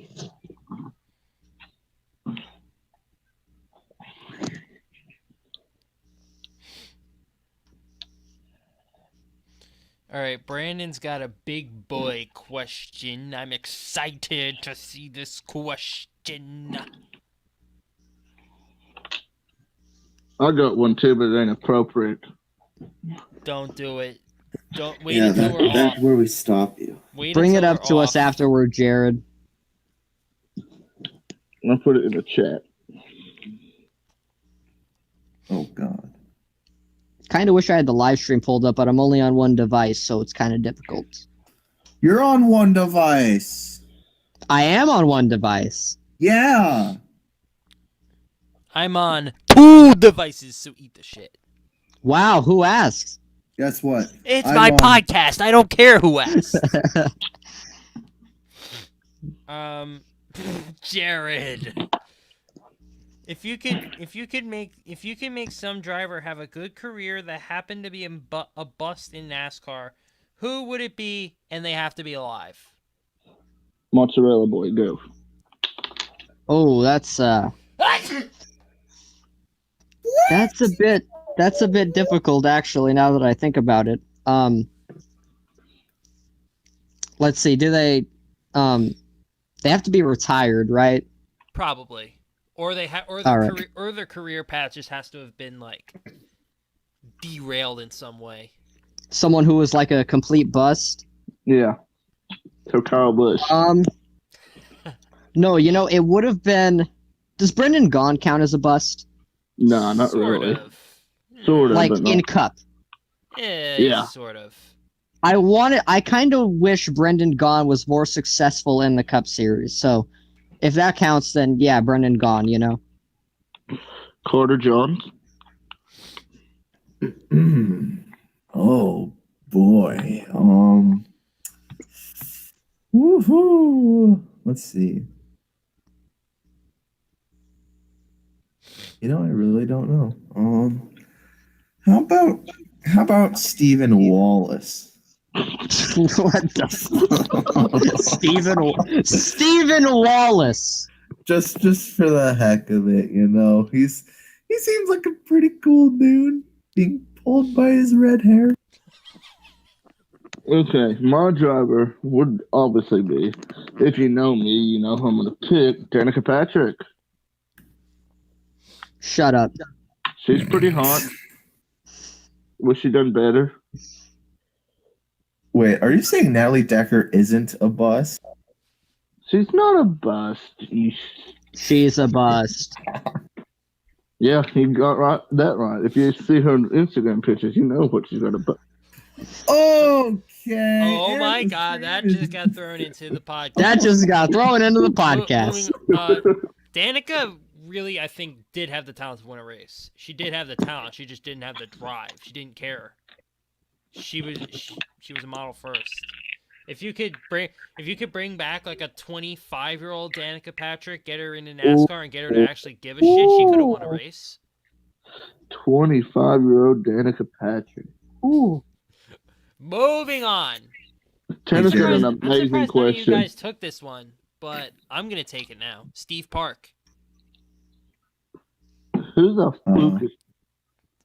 Did you just? Oh, Cannon Blood's got two questions.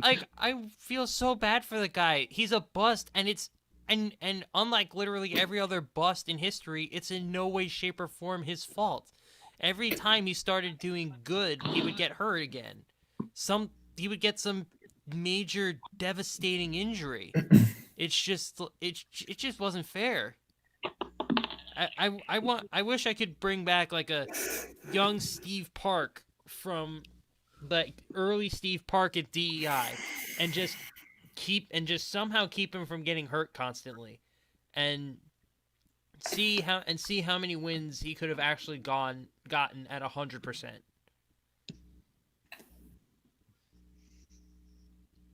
Tanner's got a really good question. If you could change one major NASCAR event that stands out to you, what would it be? Caleb. Oh, you know, this is difficult. There are two specific, like what, outcomes that we could change?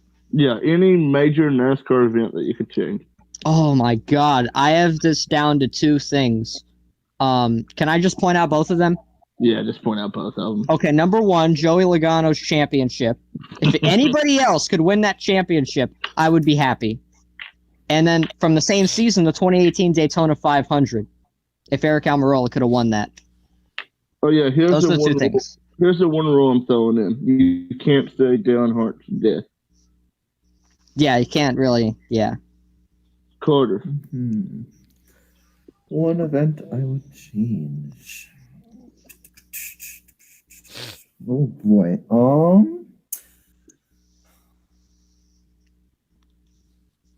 I'm gonna go with the conclusion of the 2016 Daytona 500, where Kenseth pulled a major choke, and I was depressed for at least 57 days. Not literally. No, not specifically literally. 57 days. Why not 69 days? Because that wasn't a very nice thing that happened in the 2016 Daytona 500. That was a very nice finish, though. It was. It was, but as a Kenseth fan, it was very dreadful to watch. Jared. I have two big ones as well. One, Tyler Reddick never gets into NASCAR. He just never does it.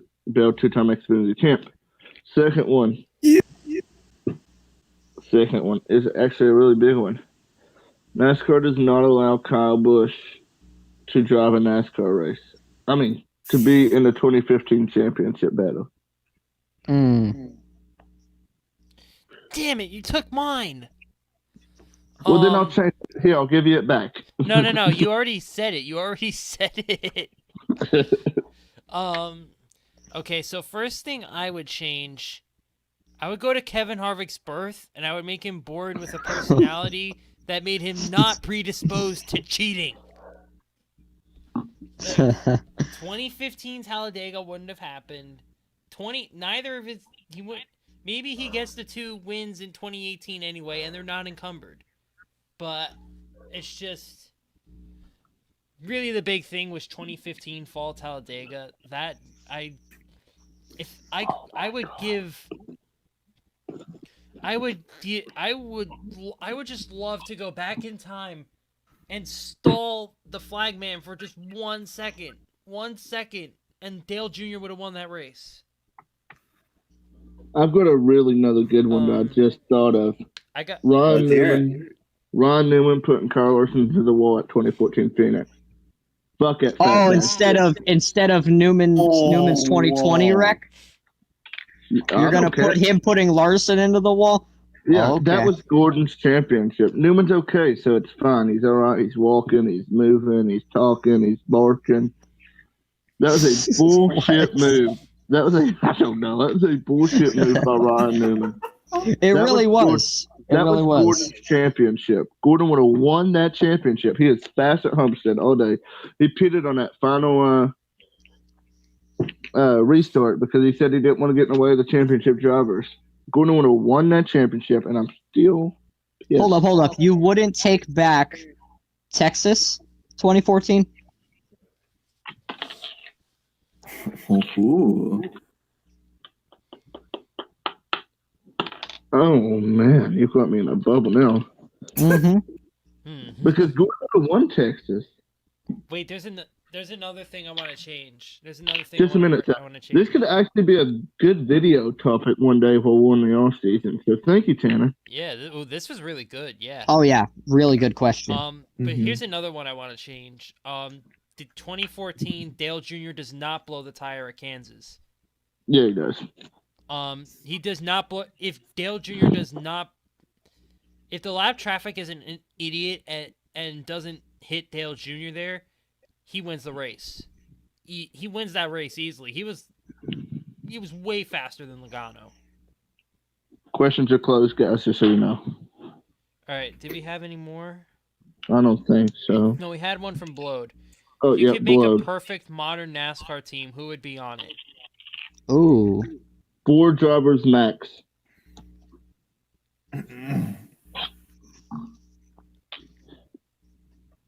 Caleb. So like modern teams, so they have to be active, right? Yeah, active. All right. So the Busch brothers. Yep. Kyle Larson and Matt Dibenedetto. Okay, Carter. There's a 4 limit. But I'm not going to use that limit to its full potential. There's only going to be 1 driver on my team. Oh my! No, it's not. You got to be stupid. I was going to say. Let's see. Kyle Busch is one of the most talented ever. You'd have to put him on. As for Kurt Busch, I think he's near the end of his career. I wouldn't go with him. So we got Kyle Busch. And as much as I want to say William Byron, he has not shown his true potential yet. So I'm going to hold off on him. I would have to go with Matt Dibenedetto. He is a stud.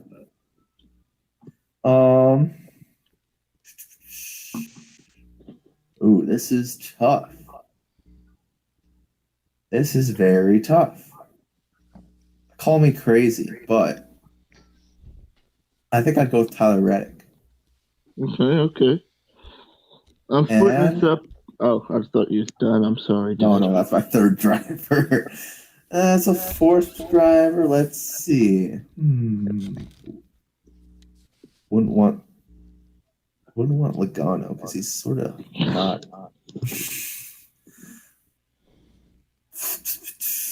Blaney started to turn my head, but I don't think I'd want to go with him either. I'm probably thinking too hard about this, so I'll just go with Ryan Blaney. He's an up-and-coming superstar. I'm splitting this up into 4 different parts. My star that's going to build my team and keep it going for the future. That star would be Joey Logano. He's only 28. Caleb, no. I'm not going to say anything. I'm just not going to say anything. Joey Logano is talented, and he's I'm just going to say, you want to deal with that hate? I'm going to say something. You think Joey Logano is talented? Well, let me tell you, this is big boy. And he's young. Just keep going. He's young, very talented, very young, 28. Still got many years ahead of him. Second, my young up-and-comer. This is kind of no surprise, Christopher Bell. Just, he has a long career ahead of him as well. My veteran would be someone that's towards the end of his career to help Christopher Bell, and which Joey Logano don't really mean much help, but Brad Keselowski. You're right, it doesn't mean much. And my fourth driver to help sell calendars and more merchandise. Oh my god. Natalie Decker. I'm finished. I'm done with Jared. That's it. This is where episode 7 ends. Okay. No, wait, Zach. Whoopsies, I'm so sorry. Yeah, fuck you. I'll start with Logano. Yeah, as my star. Mother. Who else do I want? I would say Kyle Busch, but you can't put those two on the same team. Believe it or not, they're friends in real life, just not on the track. But that would kind of be an issue. I'll try to keep it balanced and not have like all four big stars. You kept it balanced, all right. I'm putting Natalie Decker in a car. No, the only reason I would consider both Kyle Busch and Logano is because Logano can is because I feel like Kyle Busch can kind of fill the veteran role while still having like 10 years left in his career, while still being able to be on the team for a long time. While Logano can tear the team apart. Why do you think Brad Keselowski's going to Hendrick? Ooh, did I say exactly? Did I say that out loud? Yes, you did, because it's going to happen. Good for Brad. Definitely Alex Bowman, because Alex Bowman is the GOAT, and I need one more driver. I need a glue driver, so I'm gonna go with Matt Dibenedetto. Yes. Well, gender equality, guys, right? There aren't good female drivers. Yet. Okay. Okay. Hello. I think that's the last question now. So I think we're gonna conclude the podcast here. So, how long was that? We are over 3 hours now. Don't forget, guys, if you want to join us for a little Roblox session, you can. I'm not going to be there. Make sure to go to sleep, but make sure to stay tuned for episode 8 of the NASCAR Amino podcast, where you will have Caleb Marinelli sings the classics. No, you won't. No, it would be. I would like marinate. What era of music? I don't know. Caleb marinates something, and that is my mouth. That is my mouth. Guys, should we reveal what we're doing next week for the podcast? What are you doing? I think we're doing 3 big rule changes that we would make in NASCAR. Is that? Oh yeah, that's. Yeah. But I would one because if we spend as long to talking about these as we did the top 10 favorites. Yeah, this will be 4 hours. Holy shit. Well, everyone say goodbye. Yeah. All right.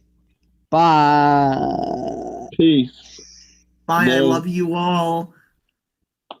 Dos vidania. Yo, totally subscribe to like my dead YouTube channel. Yes. Subscribe to all of our channels, especially Jared's, because he puts out the most quality content of any of us. Subscribe to NASCAR Amino, and subscribe to Zach, and subscribe to Carter, because there's no reason that I should have more subs than all of them. Also, add me on Snapchat for my Snapchat premium.